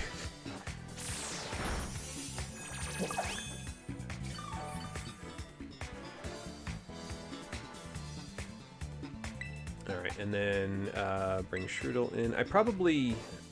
You know, I think I'll finish this thing off with Strudel because Interceptor's a little ahead of everybody else, so I'll finish this off with Strudel, and then everybody should be at about the same amount of experience. We'll just need about 100 experience from whatever else we find, and then we should be good to go. So, and I might even be able to defeat 3 trainers before I get all the experience that I need in order to get the reward, but like I said before, I'd rather defeat... okay, 50 more coins, good. I'd rather defeat trainers that have higher level Pokemon so that way, or at least more Pokemon, so that way we can get more experience out of it. There's a Kricketot over there. I could evolve that into a Kricketune if I really wanted to. Sorry. Curious on... I think you might be saying what level Houseplant will evolve, or what Houseplant will evolve into. We will find out eventually. But it's... Yeah, you know what? We'll find out eventually. You'll see soon. Welcome back, Chuck. Oh, great. Googly Moogly. It's another chest. Yeah, welcome back. We're in South Province Area 2. And you know what I need to do is I need to show there's multiple fast travel points here in South Province Area 2, but one of them is actually something that I'm going to be taking a look for across the map here in Paldea. So let me battle this gentleman. Let's see. 86, 75, 85, 74. Yeah, we're all pretty much exactly. Alright, Interceptor, you go out front, and let me see if I can take this bracer off now. Nope, not quite. Okay, that's fine. You go up front, and we'll fight this gentleman, and then after we're done fighting him... Well, good for you, sir. We'll go up to... There's like a plateau up here that I actually want to go up to, that we can find something at. Definitely doesn't evolve into Dolive, that's for sure. Oh, the Spupa might be worth a little bit of experience, so okay, that's fine. Let's just bite it. That did more than I thought it was going to do. Okay, so swap in Houseplant and we'll do some Swifting. I probably could have swapped in Meryl as well, but that's fine.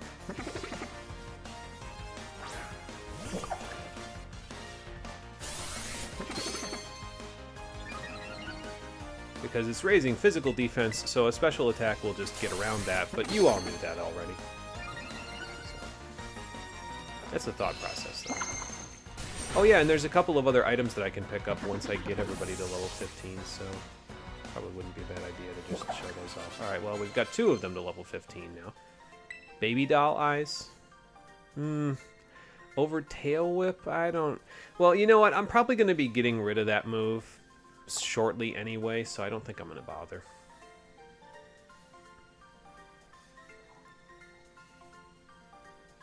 Yeah, you might want to get something other than a Spupa at level 9 before you take on the gym. Sir, your daughter and also most of the people playing this game will not know what a claptrap is. Just food for thought. Although all their friends online will probably tell them it's some weird sexual reference because kids these days, right? Alright, where's the flat surface on this thing? There's got to be a flat surface somewhere on here. This is not flat, but okay, well, it worked. We rock climbing.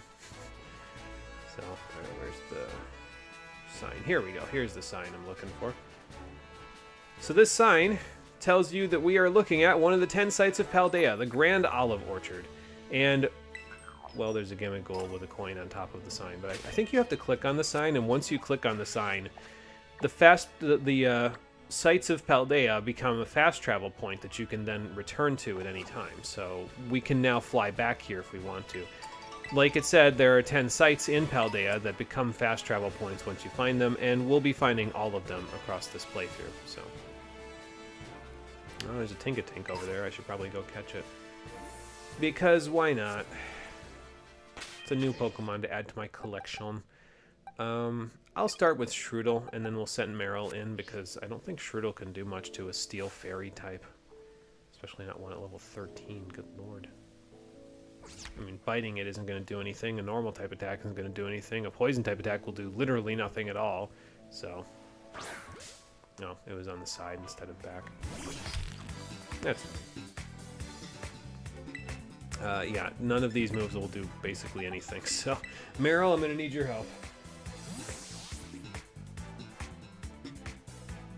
There are sites of Paldea. I didn't notice. Yeah, so there's, like I said, there's fast travel points all over the map that you can go to, and we'll find all of them. So yeah, Tink-a-Tank! Hopefully we can catch it. Not planning on using Tink-a-Tink over the course of the playthrough, but I know it's a lot of people's favorite. So, well, the evolution anyway. Ow! It's also kicking my butt. Holy crap. Gonna have to switch out eventually here. I'm just gonna throw a Pokeball and hope for the best. It probably won't work because this thing is level 13 and I didn't get a preemptive strike, so yeah. Alright, see ya, Meryl. Oh, okay, well. I wonder if an Ultra Ball will do better in this case. Let's try it. Why not? I don't feel like weakening this thing anymore. Okay, fair enough. I'll take it. Love the Tink-a-Tink line. They are literally designed to be gremlins. Yeah, pretty much, honestly. That's exactly the idea there. Oh, you get Bounce as well? Well, that's 2 moves that you can use against the gym leader. I'll delete Charm for that. I don't think I'm really going to need it all that badly, but I do need Defense Curl and Rollout for the gym, so... yeah, because we can get Charm back later, so I'll just delete that for Bounce. Alright, everybody's level 15, so now we can't defeat any more trainers or catch any more Pokemon. We gotta go to the gym because the highest level Pokemon at the gym is level 15, and I don't want to accidentally go over that. As a matter of fact, there's also gym trainers that have Pokemon, and... Well, okay, so how about this? So we'll implement level caps based on, like, what we should be at when we go fight the gym leaders, so, or the gym challenge itself. So, like, I'll be at level 15 when I challenge the gym. If I go over level 15 while fighting the gym trainers, then so be it, you know what I mean? It's like, okay, if that happens, it happens. There's nothing I can do about that, but, you know, I'll try to avoid having that happen, but if it does happen, then, you know, nothing I can do about that, I guess. While I'm thinking about it, though, let's bring Hoppip and Combi into the party because they can get a little bit of experience while we're at it. I probably should also work on getting Pichu some experience. We can do that later. Alright, a couple things I want to pick up before I go down to Cortando, though. There's a couple of items. Pardon me. Grab that Rossberry from you. There's one here somewhere, but I don't remember where exactly it is. There's a little outcropping on this. I think it's this section. Let's see. Oh, I'm past it. It's over this way. There's an outcropping over here that we can grab an item from, like, right about here. There we go. And there's a mass chip right on top of it, but that's okay. Just take that from you, sir. Stealth Rock! So now we can use Stealth Rock and liberally apply it to the enemy team if we want to. There's another Stealth Rock TM elsewhere in the game, so if you want to use it for now and then take it and then, like, get another one for a different team member later, if you don't have the team member you want to use it on right now, you can do that too. So, and the last thing I'm looking for is actually straight ahead of me. I think it's directly in this alcove here. Let's go look.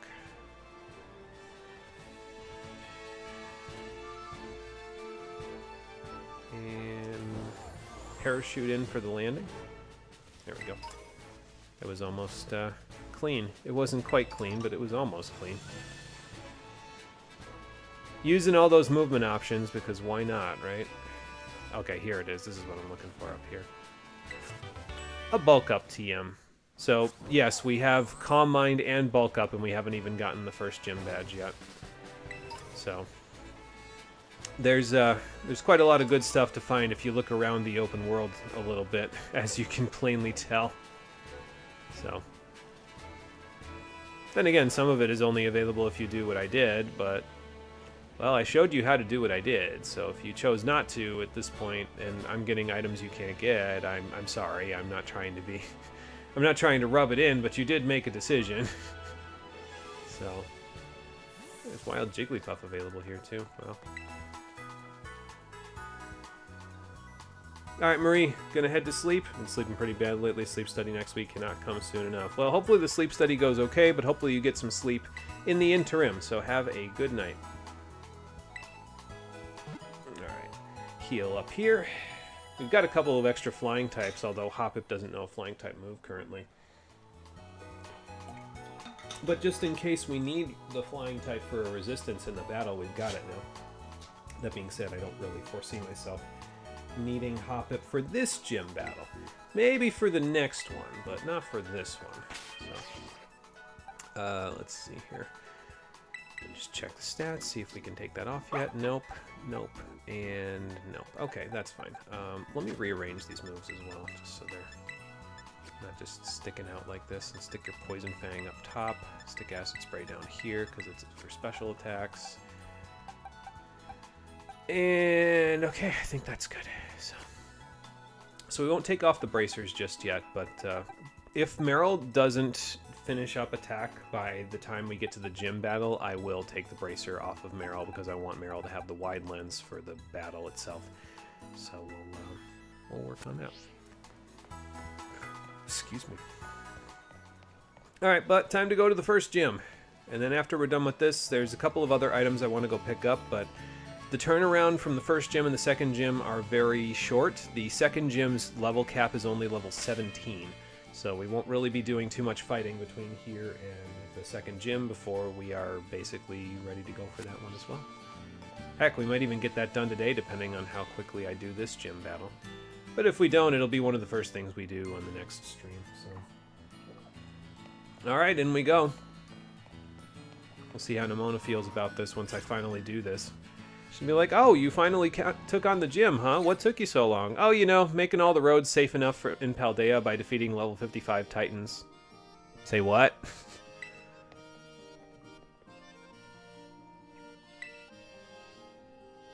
Yeah, I guess I am now. Wasn't real sure about it, but I'm a little more sure about it now. Their gym test, huh?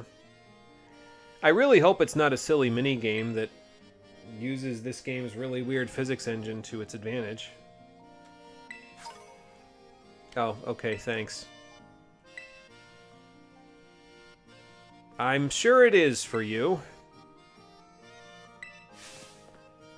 See, this is what I'm talking about with Nemona. Like, it's really hard to take her seriously as a character because she literally doesn't stand still for long enough for you to see her as a character, and when she does stand still for long enough to have a conversation, she basically just tells you how to do something and then leaves while talking about fighting 6 trillion trainers along the way. It's like, are you a person or are you a mouthpiece? Because I'm leaning more towards the latter here, Nemona. Sorry. Okay, so the gym leader here is Katie, and we need to take her gym test first, which is the olive roll. Uh-huh.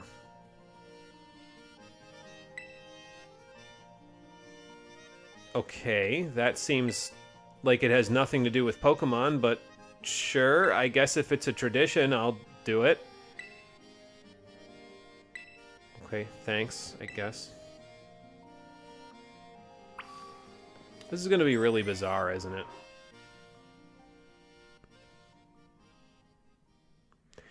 Well, only one way to find out, I suppose. You know what? I think I might actually want to have Combi go in front for this one. Because Combi hasn't really gotten to see any action, but it is a flying type. It's a bug in flying type, but it's still a flying type nonetheless. Now, it's got a plus attack nature, so Gust isn't exactly going to be very powerful, especially with a minus special attack nature, but we can at the very least hit the Pokemon that we're fighting for super effective damage. And then if it doesn't work out, we can always get the heck out of there after that, you know, and switch to something else that has a little more of an advantage. Or just keep switching around until we make it work, basically. Hi there. Is this the only thing that's going to be on the field? These 2 giant wicker baskets, or... Okay. Is there any challenge to this? Is there a stamina bar that I have to manage, or, like, what? Am I thinking too hard about this? Are you going to make this a small child's minigame for babies because you expect this game to be played by children and don't expect them to be able to think through puzzles because children are a lot smarter than you think, you know. Just saying. So anyway, here's the obstacle course, quote unquote. You're given an olive ball thing, and you're told, roll it to the goal. You have unlimited time. And it moves with really bizarre physics, because of course it does. Am I playing Pokemon, or am I playing Sonic 06 over here? I'm going to find a box next that's going to let me get into the stratosphere if I kick on it correctly. So you can't get the ball past the trainers or the Smoliv wall, but you can kick it up this ledge and let it go over. You can also follow it over the ledge, but, well, this trainer is, well, worth experience points, so let's just defeat her and get past the Smoliv wall so we can not use this path. Anybody else see that? Threw her Pokeball out and then just conveyor belt slid directly in front of the Smoliv again. For some reason, the trainers in this area do that, and I'm not sure why they do that. But that was, I was going to say, pretty good Combi, considering minus special attack, but it was a crit, so that's why.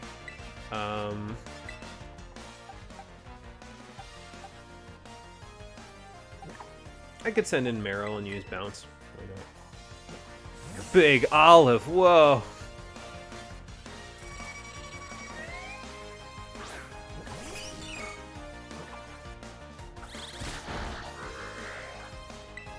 Let's try out bouncing. Spring on up with this 85% accurate move that probably will miss when I come back down. But oh well.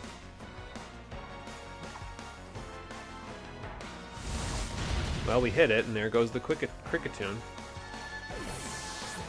The Quickatune. You love the team that's getting built. It's a little all over the place at the moment, but that's okay.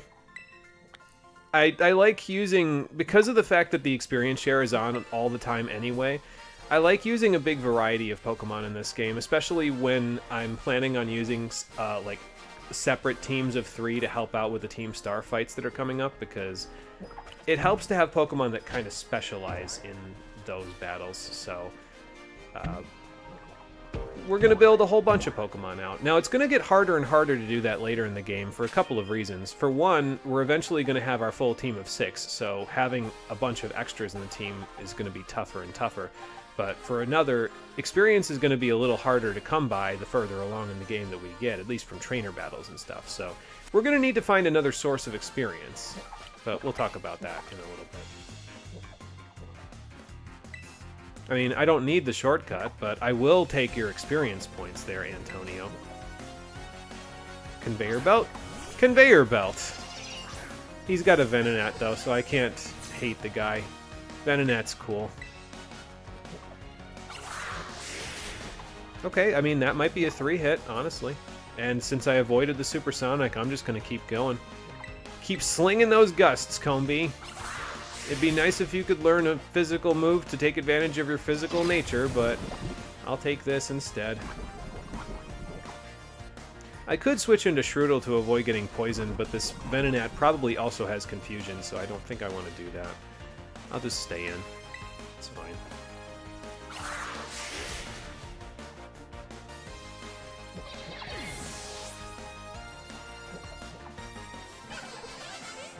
Okay, well, Combi is the first to get to level 16, so that means Combi is out for the gym battle. But, I mean, I guess I don't have to omit it from the gym fight because it is a flying type, but I literally only need Marrow, so it's fine. Oh, good, it started raining randomly. Smoliv, you can... There you go, move over now. Alright, and now it's a straight shot because they reset the ball for you because they were afraid it was going to fly all over the place if they left it where it was originally. Go! I thought it was actually going to say goal on there, but no, it does not. But we passed the gym test.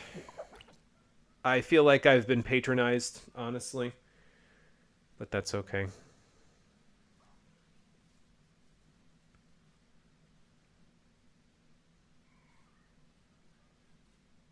I think once the game boots back up, I'm going to save, because it's been a while since I've saved. No, actually it hasn't. We saved right before we did the, started the gym test, so... Okay, and now you have a chance to heal your Pokemon before you go fight the gym leader, so that's what we're gonna go do. You remember in old games where you didn't get the chance to heal your Pokemon between... Well, no, actually, I'm pretty sure you did. It's just you'd have to heal with regular items. I guess you could always leave the gym and go to Pokemon Center, so this is just, like, skipping that step. I was gonna say, remember in the old days when you couldn't just go do this, or if you had to do this, you'd have to leave the gym in order to do it, but, you know... I think I'm pining for something that doesn't exist. So. Alright, let's see. So Combi, you're not going to be in for this one. I mean, it's pretty much just going to be Meryl, if we're honest. So check the stats, see if we maxed out yet. We did. So you see how the attack stat is sparkling for Interceptor there? That means his attack stat for his EVs has been maxed out. So we can take off the Power Bracer now and give him back his nice 26 speed. And even with that minus attack nature, he's still got 27 attack with it all maxed out, so hey, I'll take that. We can switch his held item over to a wide lens now. Well, actually, I'm not going to switch it to a wide lens because Meryl needs it for this fight, so I'll give it to Meryl. And then we'll give, Interceptor the wide lens once we get a second one. So I'll just take away the Power Bracer for now. There we go. Houseplant, that probably means you're maxed out too, right? Yep. Okay. And I'm not going to get power items for the other EVs. I feel like that's a little too much. We'll just get EVs for the attacking stat I'm planning on using, and then once we have those, we'll just let them get EVs passively for the rest of the game, because I feel like if I did it any other way, it would just be too meta, you know what I mean? Like, let's at least make the game a little challenging, but at the same time, this way we can give... some good stats for the attacking stat that we're actually going to use, you know. So, maybe I'll give a big root to Smoliv, actually. And then you'll get another wide lens after that. I don't know. I guess we'll figure it out. But, oh, you know what? I'll save when I'm a little closer to the gym, actually. That way I don't have to go too much further. That guy's got a Heracross. I wish I could get a Heracross at this level. Unfortunately, as far as I'm aware, Heracross are only available on Sokarat Trail, which is north of Casseroya Lake. For reference, Casseroya Lake was where we found the False Dragon Titan, and the Pokemon over there are in the 50s, so technically speaking, you could get a Heracross at this point in the game, but you'd have to find a level 50-something Heracross and catch it, and then breed it and get a different Heracross that's at level 1 and raise it from level 1. Which...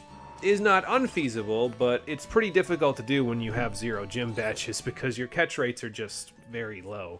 So, alright, Meryl's in. Wide lens is equipped. Defense Curl rollout is going to be the game plan for this one because it's 3 bugs, or 2 bugs and 1 bug, kind of bug.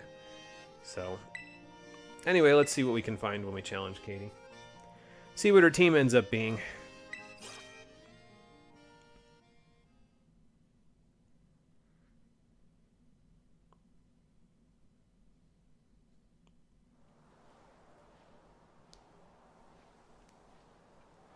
You know, this background probably wouldn't be bad for, like, if you were doing competitive Pokemon battling. You could put somebody's team in the top left and somebody's team in the bottom right and just change the writing.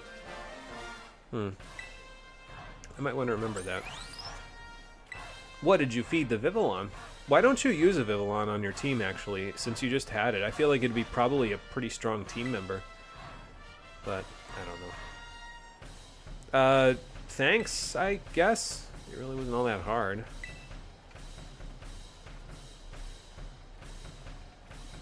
So this is Katie. She's a baker, but she's also the leader of the Cortando Gym, where she uses Bug-type Pokemon. Surprisingly enough, that's pretty much what you will see in lots of kitchens. Most of the time they try to minimize the bug presence, but bugs still get in.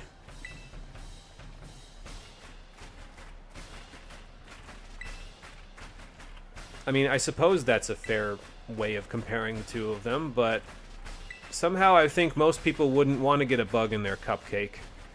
Just saying, Katie.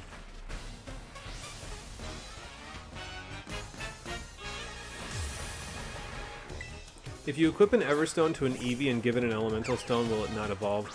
I don't know exactly how that works, but we do have an Everstone, so if we come across an Eevee, remind me of that, and we can test it. So, we haven't seen an Eevee yet, but hey, I'm down to test it, so...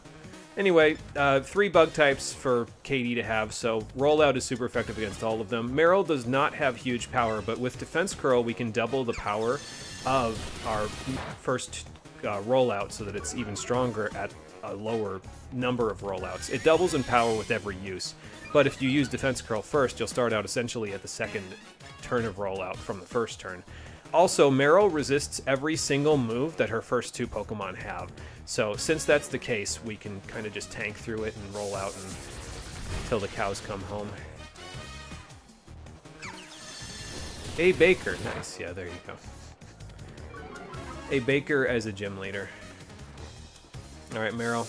And this is a 99% accurate rollout, so ideally, and I shouldn't say anything, but I'll knock on my head so that it doesn't happen, we won't miss a 99% accurate rollout. We'll see. Alright, well, I'm committed. Rollout for the win, so we'll roll right over this Tarantula, and then we'll head for the final stretch. The Tarantula had Bug Bite and Assurance for moves, if I remember correctly. So, again, both of those are resisted by Fairy types. So Meryl is really solid for this because of rollout access and because of its Fairy typing, giving it an advantage. Only one of Katie's Pokemon can actually hit Meryl neutrally, and that's this last one, Teddiursa. Now, you might be saying, Teddiursa is not a bug type. What are you doing with this Teddiursa? Well, the gym leaders also use Terastallization in this game, so as it turns out...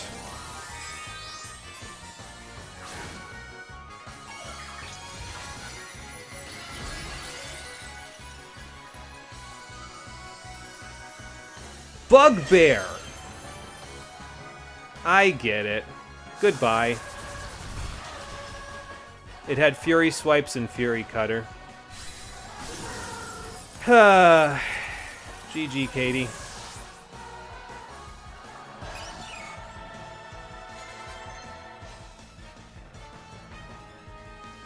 Yeah, no, I don't think you need Flail, Houseplant. If you're flailing, then I've done something wrong. Yeah, holy moly, Meryl, you don't even have huge power. I mean, technically you have like 252 attack EVs, so it's almost as if you have huge power, but, you know. Yeah, I think I might have overdone that one a little bit. That's okay, though. Well, thanks, Katie. I'll take the gym badge. Oh, I mean, I guess if you're willing to give those away pro bono for me beating you, that's cool too. I'll take them. I'm a child, so I can afford to eat some sweets. Maybe not 5 of them at once. I'd probably end up directly in bed after that, but, you know.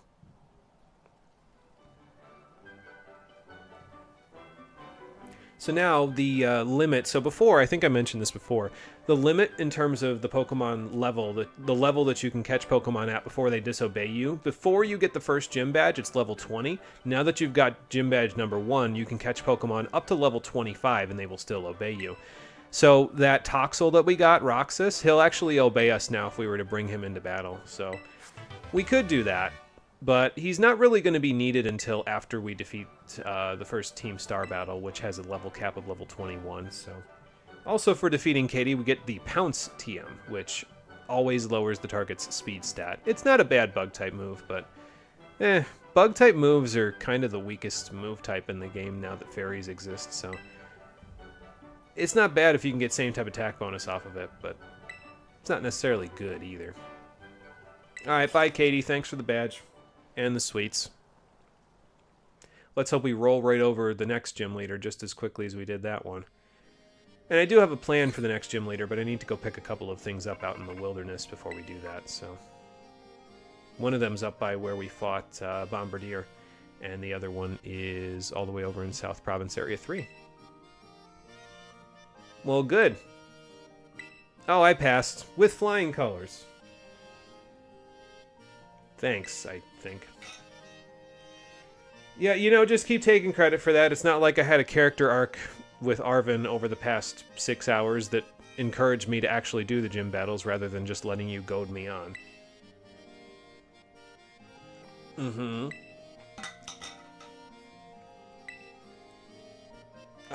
Yeah, I mean, I guess it's been helping me get where I need to go. Something like that. Oh, we defeated all, you know, I don't even know if I'll get a chance to tell you this because you're not even going to listen to me, but we defeated all the Titans. He's just hanging out at the lighthouse waiting for me to get stronger. Yeah, see what I mean? She's not even listening. Not that she can, because I'm speaking out here and she's in there. But anyway, that takes care of the first gym. 7 more to go.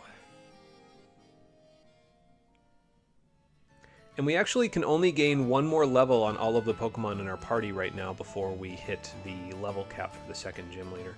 Now let me just double check and make sure. So you're going to be there as cleanup duty, and you're going to be our main attacker for the second gym.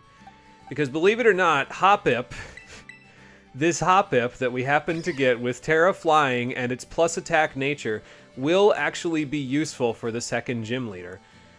I know it seems unlikely, but it's actually true. So, let me think about this. How do I want to do this? All of you kind of want to gain some passive experience, but at the same time, I mean, I really don't necessarily need Strudel in the party after this. It's going to be on cleanup duty for... Well, you know what? It's fine if I keep Strudel in the party. We can keep this team of 6 and just get them all to level 17, and once we do that, we can go from there. I won't need Meryl again for pretty much a little while, basically. Not until after we beat the second gym. I'll need Meryl for the first Team Star battle, but not before that. So we can kind of just let it hang out in the back and let everybody else do the work. Alright, wide lens for you. I could give you the Wise Glasses, and then I could always give Hoppip the Muscle Band, because believe it or not, again, we're going to be having Hoppip doing some physical attacking, as a matter of fact, for the second gym battle, because it's got a plus attack nature, so we might as well take advantage of it. Alright, so a few items I want to go pick up before we go start fighting things in order to get to high enough level to challenge the second gym leader. Let's go pick up the items I want. I guess we'll heal first, since we're already here. But there's a few things I want to pick up in, 2 things actually I want to pick up in West Province Area 1. Then we can go over to South Province Area 3. And we can go from there. We might challenge some of the trainers in South Province Area 3 as well, instead of finishing the... Well, no, maybe I should finish the ones here in South Province Area 2 first before I do that. Since I'm in the process of doing that, there is a trainer over here somewhere. I don't remember where she is. There she is. Most people normally don't fight her because she's all the way over here, but I'll fight her. She counts towards the 5 trainers that you need to fight in order to get the prize over by Cortando. So, let's fight her, why not? Angeline's the cook. Well, probably it's more like Angeline's. She has a male Combi. That's fine. I have an Interceptor with Ice Fang. Here you go. And it's 100% accurate because he's got a wide lens.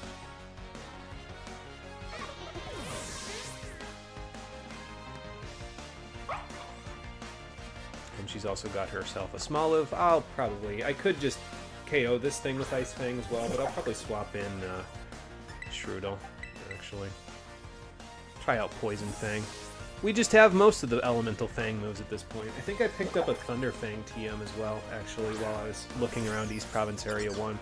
So we could probably teach, like, those to a couple of people. Like, I could teach Strudel Thunder Fang or something, or... I don't think Interceptor, because I'm planning on getting the 4th and final Fang move in about 2 seconds from a TM that's hanging out in West Province Area 1, so I don't think Interceptor will have enough room for all the Fang moves and play rough, but we can spread it out.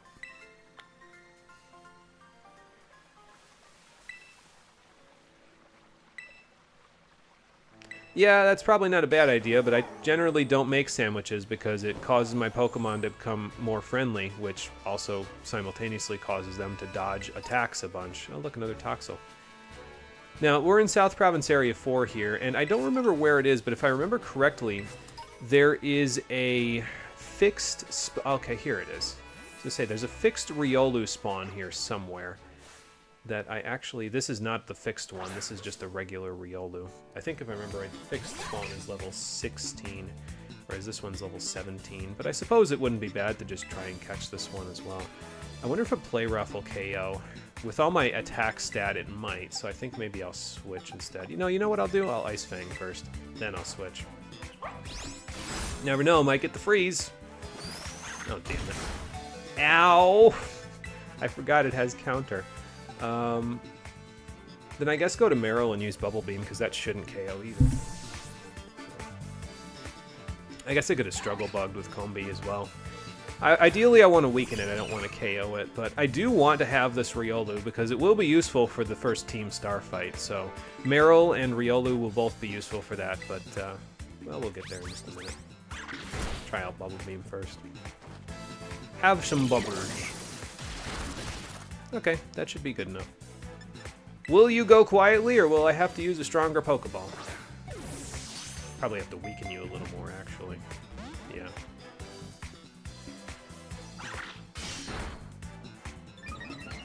Oh, that's not good. Well, this is going to be a little bit trickier now that that happened, but that's fine.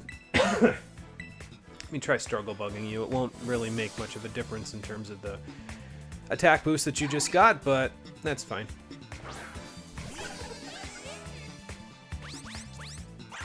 Once we catch this thing, we'll actually have all 3 of the Pokemon I'm planning on using for the first Team Star battle. We just won't be able to use this Riolu until...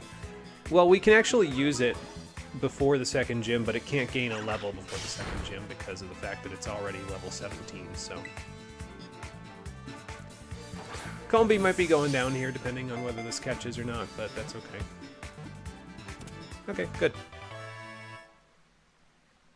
That wasn't exactly quietly, but it was pretty close to quiet.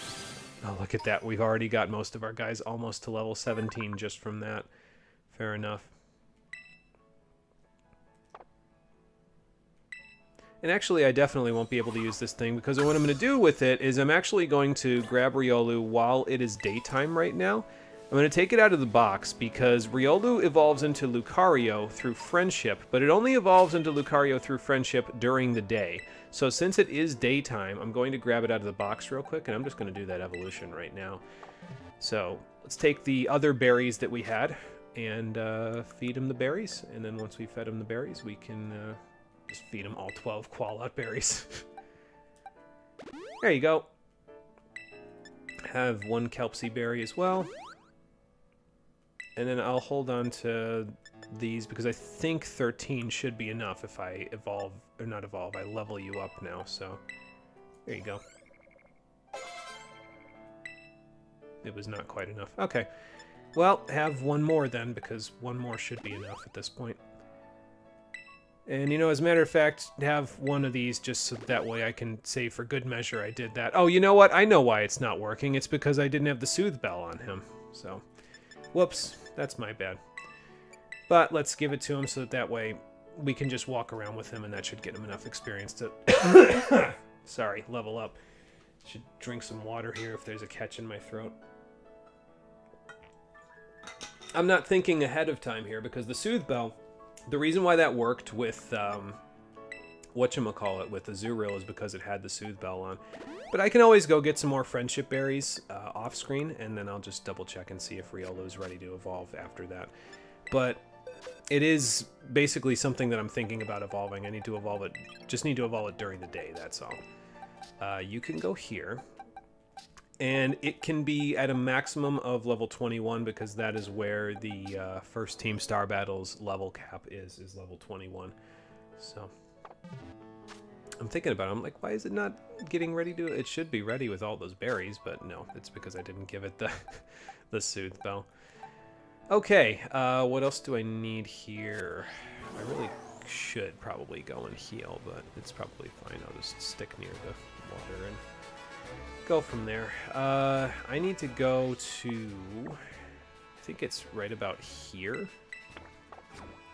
So, gotta go up the hill here a little bit. I'll just hop back over. The fixed spawn Riolu that I was looking for is actually level 16 rather than the level 17 one that we just caught, and now is level 18, but that's okay. Like I said, it really didn't take too much effort to go and grab all those friendship berries from East Province Area 1, so I'm not really super concerned about going and getting some more. But the TM that I need is, I think, right at the top of this cliff. I'm going to go up this one, though, because this is more of a vertical surface, so I think there might even be something up this cliff, too. Yeah, but... Oh, okay, there it is. I was going to say, it's not anything I need, but here's a TM, so I might as well pick this up. It's a TM for Charm. Okay, well, if I need it for something, now I have it. And this is the TM I'm looking for right here. TM for Fire Fang. We'll teach that to Interceptor so he's got some elemental coverage on top of Ice Fang as well, so... I should probably just do this. I was going to say we got quite a few things since the last time, so... Give you Fire Fang. Replace Bite for that because we've got a couple of Dark-type moves as it is. Might as well take advantage of that wide lens being on you, you know? So... Okay, and then... Well, the other thing that I need is up closer to the Pokemon Center, so since I need to heal, I could just, like, walk my way over there, but since I need to heal anyway, I'll just fast travel to it, and then we'll heal up, and we'll go grab the item that I need.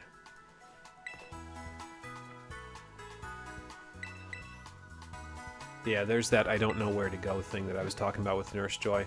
As I said, probably not a good idea to ask her that, because she will send you off into who knows where, to some place that you probably don't want to go to right now, so... Someplace with Pokemon that are significantly higher level that you will have a hard time fighting. And we could fight the trainers here to get some experience as well, but I'm not really super concerned about that. The trainers here have Pokemon that are in, like, they're higher leveled than the Pokemon. I think they're about levels like 15 to 17, and then the tough trainers are closer to 20. And the tough trainers around here, they start having Pokemon that are actually evolved rather than just not. So now is the TM? It's over here is where it is. It's on this ledge, I think, if I remember correctly. So we have to go back up the slope where we got rocks thrown at us a minute ago. Excuse me. It does let me show you something, though. If you go back up the slopes near to where the Titans spawned originally, that Bombardier there is the former Open Sky Titan. So you can actually try to capture it if you were to walk up to it again. I don't know if you can get a surprise attack on it, but I think you can. You just have to go behind it. And that catch in my throat is kicking my butt right now. Yeah, that's okay. Oh, wow, there's a Haunter over here. And now there's not, because he went indivisible. But this is the TM that I'm looking for. A TM for Swords Dance, available right over top of this mysterious-looking lid with yellow lights on it. Herein lies sealed the Ruinous Sword. Well, the other one was the Ruinous Tablets. This is the Ruinous Sword. Interesting. There's a couple of other seals, but I don't know if we'll find them between now and when we actually, like, were able to actually open them up, but, you know. I'm gonna go here, actually, because there's one other trainer that we can fight down here that has a Pokemon that we just saw on the map there, but we wouldn't be able to get unless we kind of wandered around a little bit. Oh, look, the Gimme Goal respawned. That's cool. Oh, there's TM over here, too. Grab that. Nightshade. Okay. There's also Bronzor available to catch there. And Bronzor actually has really solid typing for this game. Steel and Psychic is a pretty powerful type combination for both Scarlet and Violet, actually. Especially if it has either Levitate or Heat Proof. Both can be useful, but usually Levitate is the better of the two, just because it actually, like, causes you to have another immunity. And it's an immunity to one of the moves that would be super effective against it, so can't really go wrong with that. Let's see, 391, 393. So probably start with Smoliv, switch into Hoppip, and use Fairy Wind, I would say. See what I'd want to do here. Gibble. I don't know. No, actually, I do know that's exactly what he's referring to, because it's the Pokemon that he has. I don't think it has Dragon Rage yet. I don't think it gets it until a little bit later. So we're relatively safe compared to if he had a Dino, which probably would have Dragon Rage at this point. Oh, I didn't have Smoliv out first. Whoops. That's okay. We can switch Smoliv in now, maybe do an Absorb if it doesn't do something crazy. Yeah, that's fine. We can Absorb a little bit. And then we can switch out to Hoppip and Fairy Wind till the end of the battle, because this Gible is a Dragon type, so of course it's weak to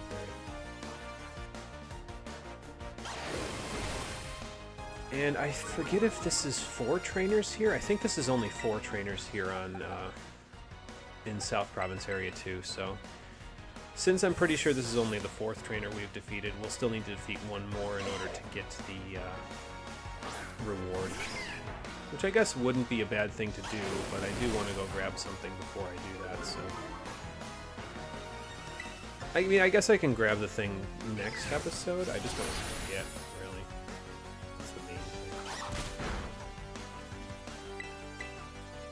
Hit 1 more. There we go. Good.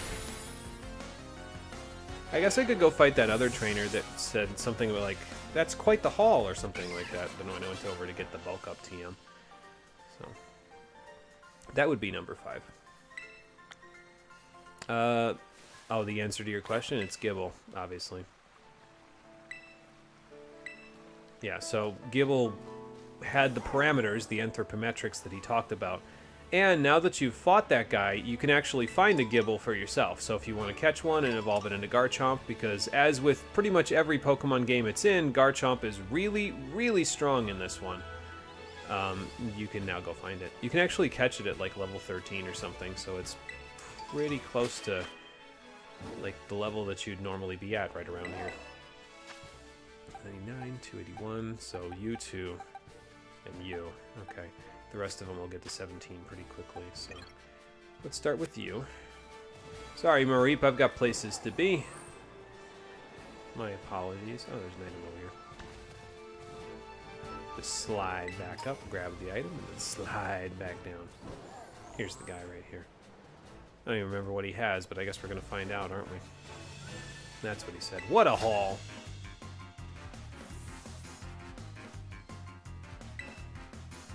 Just having the materials isn't really going to help you, but you're going to need the Pokemon in order to actually collect that prize money, so let's see what you've got. Okay, a Mastiff. I could see that being fairly useful for collecting prize money, quote-unquote. Just a Mastiff, though? That's not going to help you. Nice, Smoliv. Not bad at all. Pretty strong for a little house bud. I'll take it. Shroodle, and then I think we'll switch Hoppip in because we can get a Fairy Wind off, and it is also super effective against this Mastiff because Mastiff is Dark type. So, just try and get as much experience as I can on these Pokemon because they're the ones that are going to need it in order to get to 17. So we can fight the gym leader. Although I suppose I could just use some of the EXP candies I've got to get them to 17 without having to worry about all this. But that would be me kind of rushing into getting stuff done, so I don't know if I really want to rush in, you know. You've got quite a few setup moves, don't you? I mean, Snarl's an attacking move rather than a setup move, but Scary Face and Hone Claws, along with probably Bite and Snarl. This dog is mean.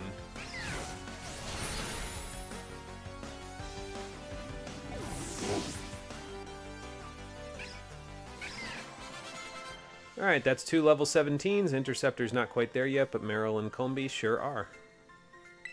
Yeah, no, I don't need the materials, man. I'm fine. There's only a few TMs I'll need to make, so...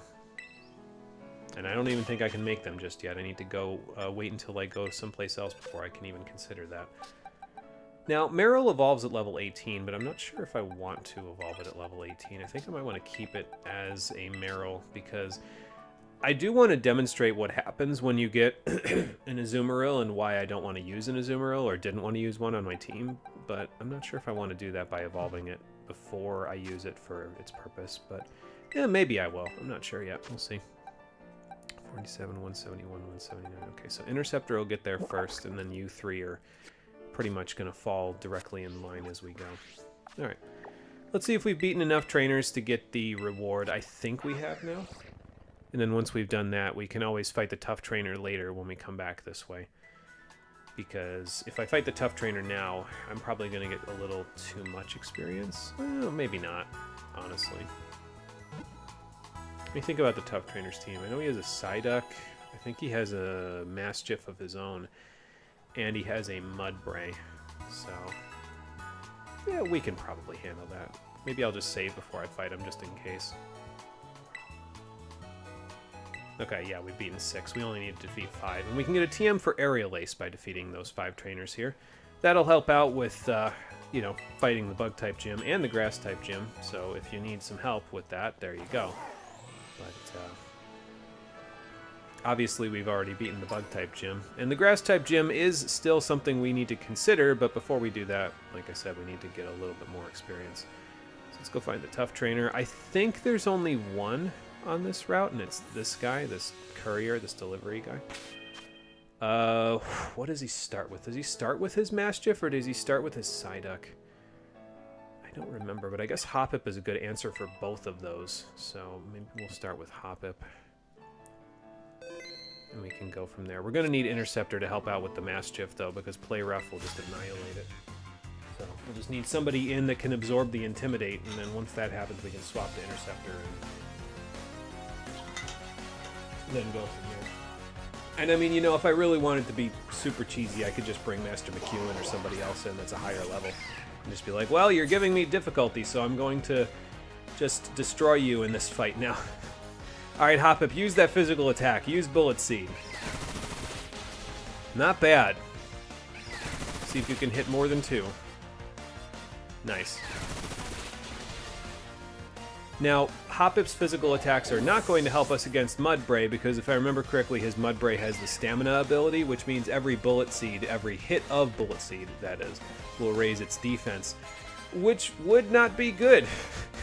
So, we're gonna just avoid that. We're probably just gonna swap over to Smoliv.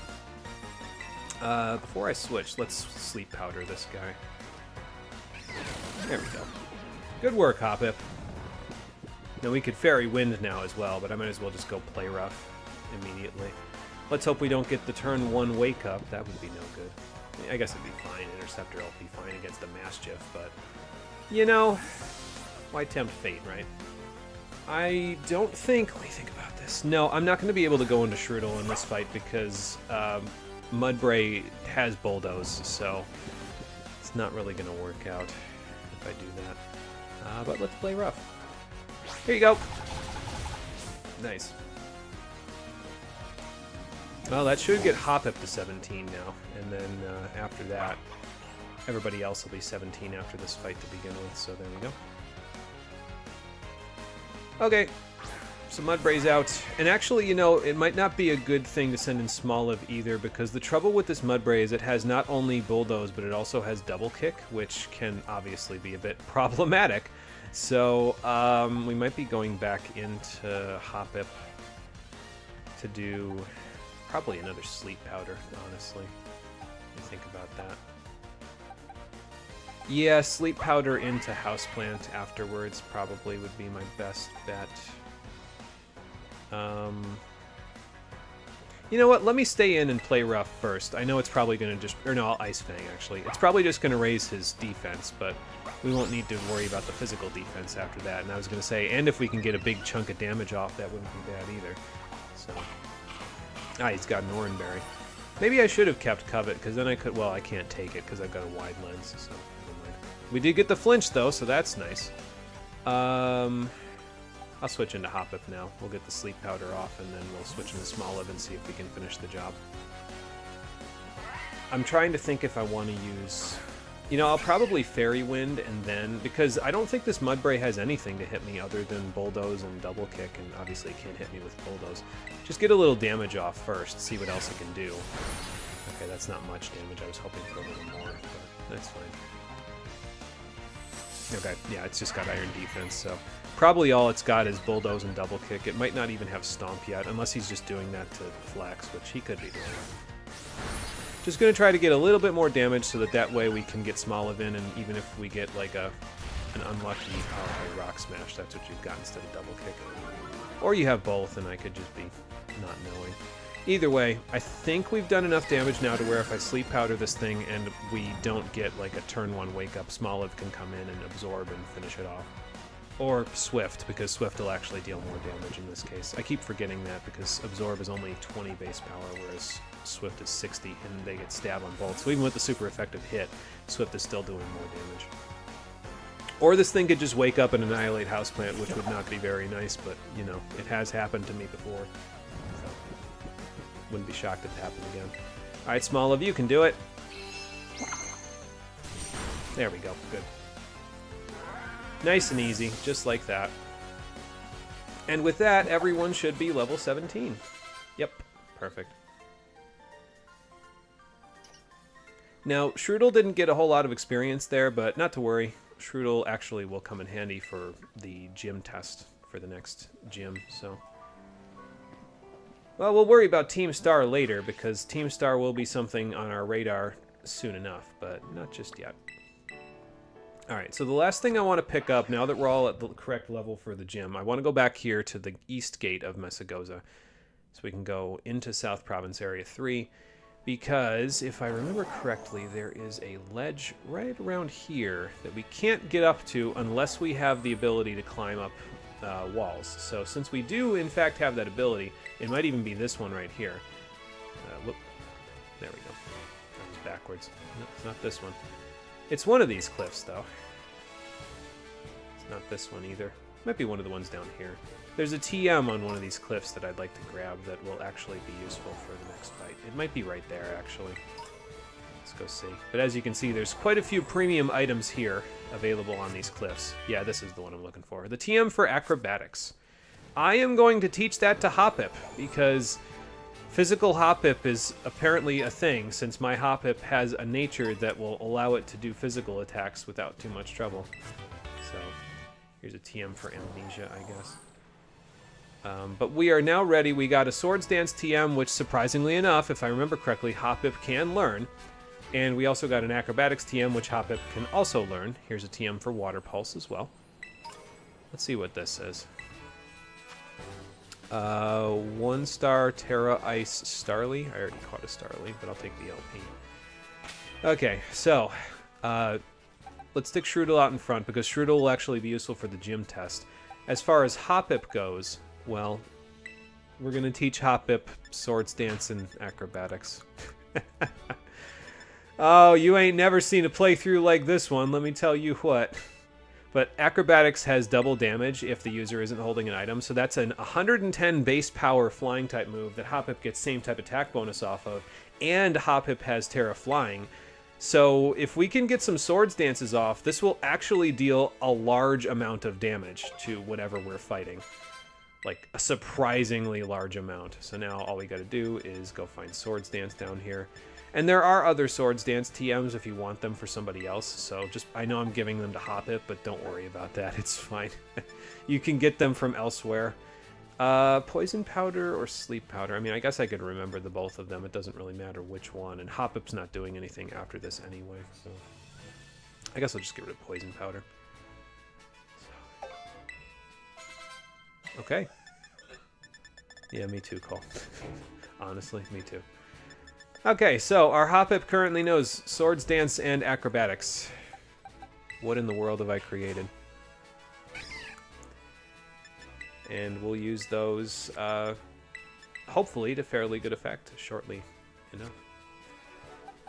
So we can now go and take on the Artazon Gym, and take on the second gym leader, the Grass-type gym leader. But before we go that way, I remember Gao asking previously if there was a limit on the amount of climbing that you can do in this game, and I said, nope, as long as there is a vertical surface, you can climb it. So let's test that, shall we? These are vertical surfaces. They're a little sloped, but they're pretty vertical, so... Let's climb as high up as we can so that I can just show you. There we go. I was going to say it ate my jump a couple of times, actually, but that's fine. The extent to which we can go. We can actually go to the top of the Great Crater of Paldea if we so choose. At the very beginning of the game, as long as you have the traversal options for it. So there's the Great Crater. That's a Garchomp. I don't think I want to be here right now. But the Great Crater is directly behind us. I don't think you can jump in there. I'm pretty sure if you jump in there, the game just kicks you back out. But I mean, so that Garchomp down there is probably like level 60 something. So probably not a good idea to be trying to fight that. But sorry, this time you did leave. You were helping someone. That's okay, Pad. No problem. We were just collecting up all the things that we needed and getting to level 17 so we'd be ready to take on the gym leader. Highlights of what you missed is I taught Hoppip acrobatics and swords dance because I feel like memeing the next gym. Also, we're at the top of the Great Crater of Paldea. We're not quite at the highest point on the map. That's the mountain over there. But we're going to see what happens if we jump in, just because. I get the feeling Miraidon is not going to like this, but here we go.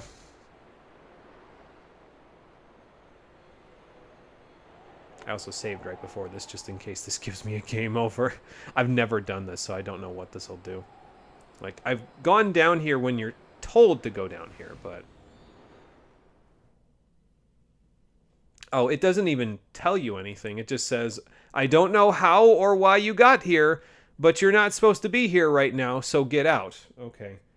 Yeah. What's that? Fair enough. But, yeah, so you can't go into the Great Crater right now. You'll be instructed to go there later, but you can't go in there for right now. So instead, let's just head back to Artezon. We'll save it. We'll call it a day. And the first thing we'll do on the next episode of Pokemon Violet, the Stream Edition, is we'll take on Brassius at the Artezon Gym. Then from there, we just need to start getting our team ready so that we can fight off the first Team Starbase. So I'll get everything ready, and then once we're ready to go, well, we'll get going. In the meantime, thank you for watching, everybody. I appreciate you coming out to not Twitch. I haven't done this on Twitch in a while. You'd think I'd be used to that, but the muscle memory is still there. I appreciate you coming out to check out the stream. And I'll see all of you on the next one, which will be on Tuesday at 7:30 p.m. Eastern Daylight Time. Until then, everybody, take care, and have a good one. I feel like I should be annoyed at the fact that the windmill is moving at 10 frames per second at the moment, but quite honestly, if this whole game ran at 30 frames per second, given the fact that it is basically held together by duct tape and dreams, it probably would be chugging in terms of frame rate. Like, it'd still be running at 10 frames per second, but that would be because everything is running at 10 frames per second, because it would be trying to run at 30 frames per second in the background. This game is not very well optimized, in case you didn't get that yet.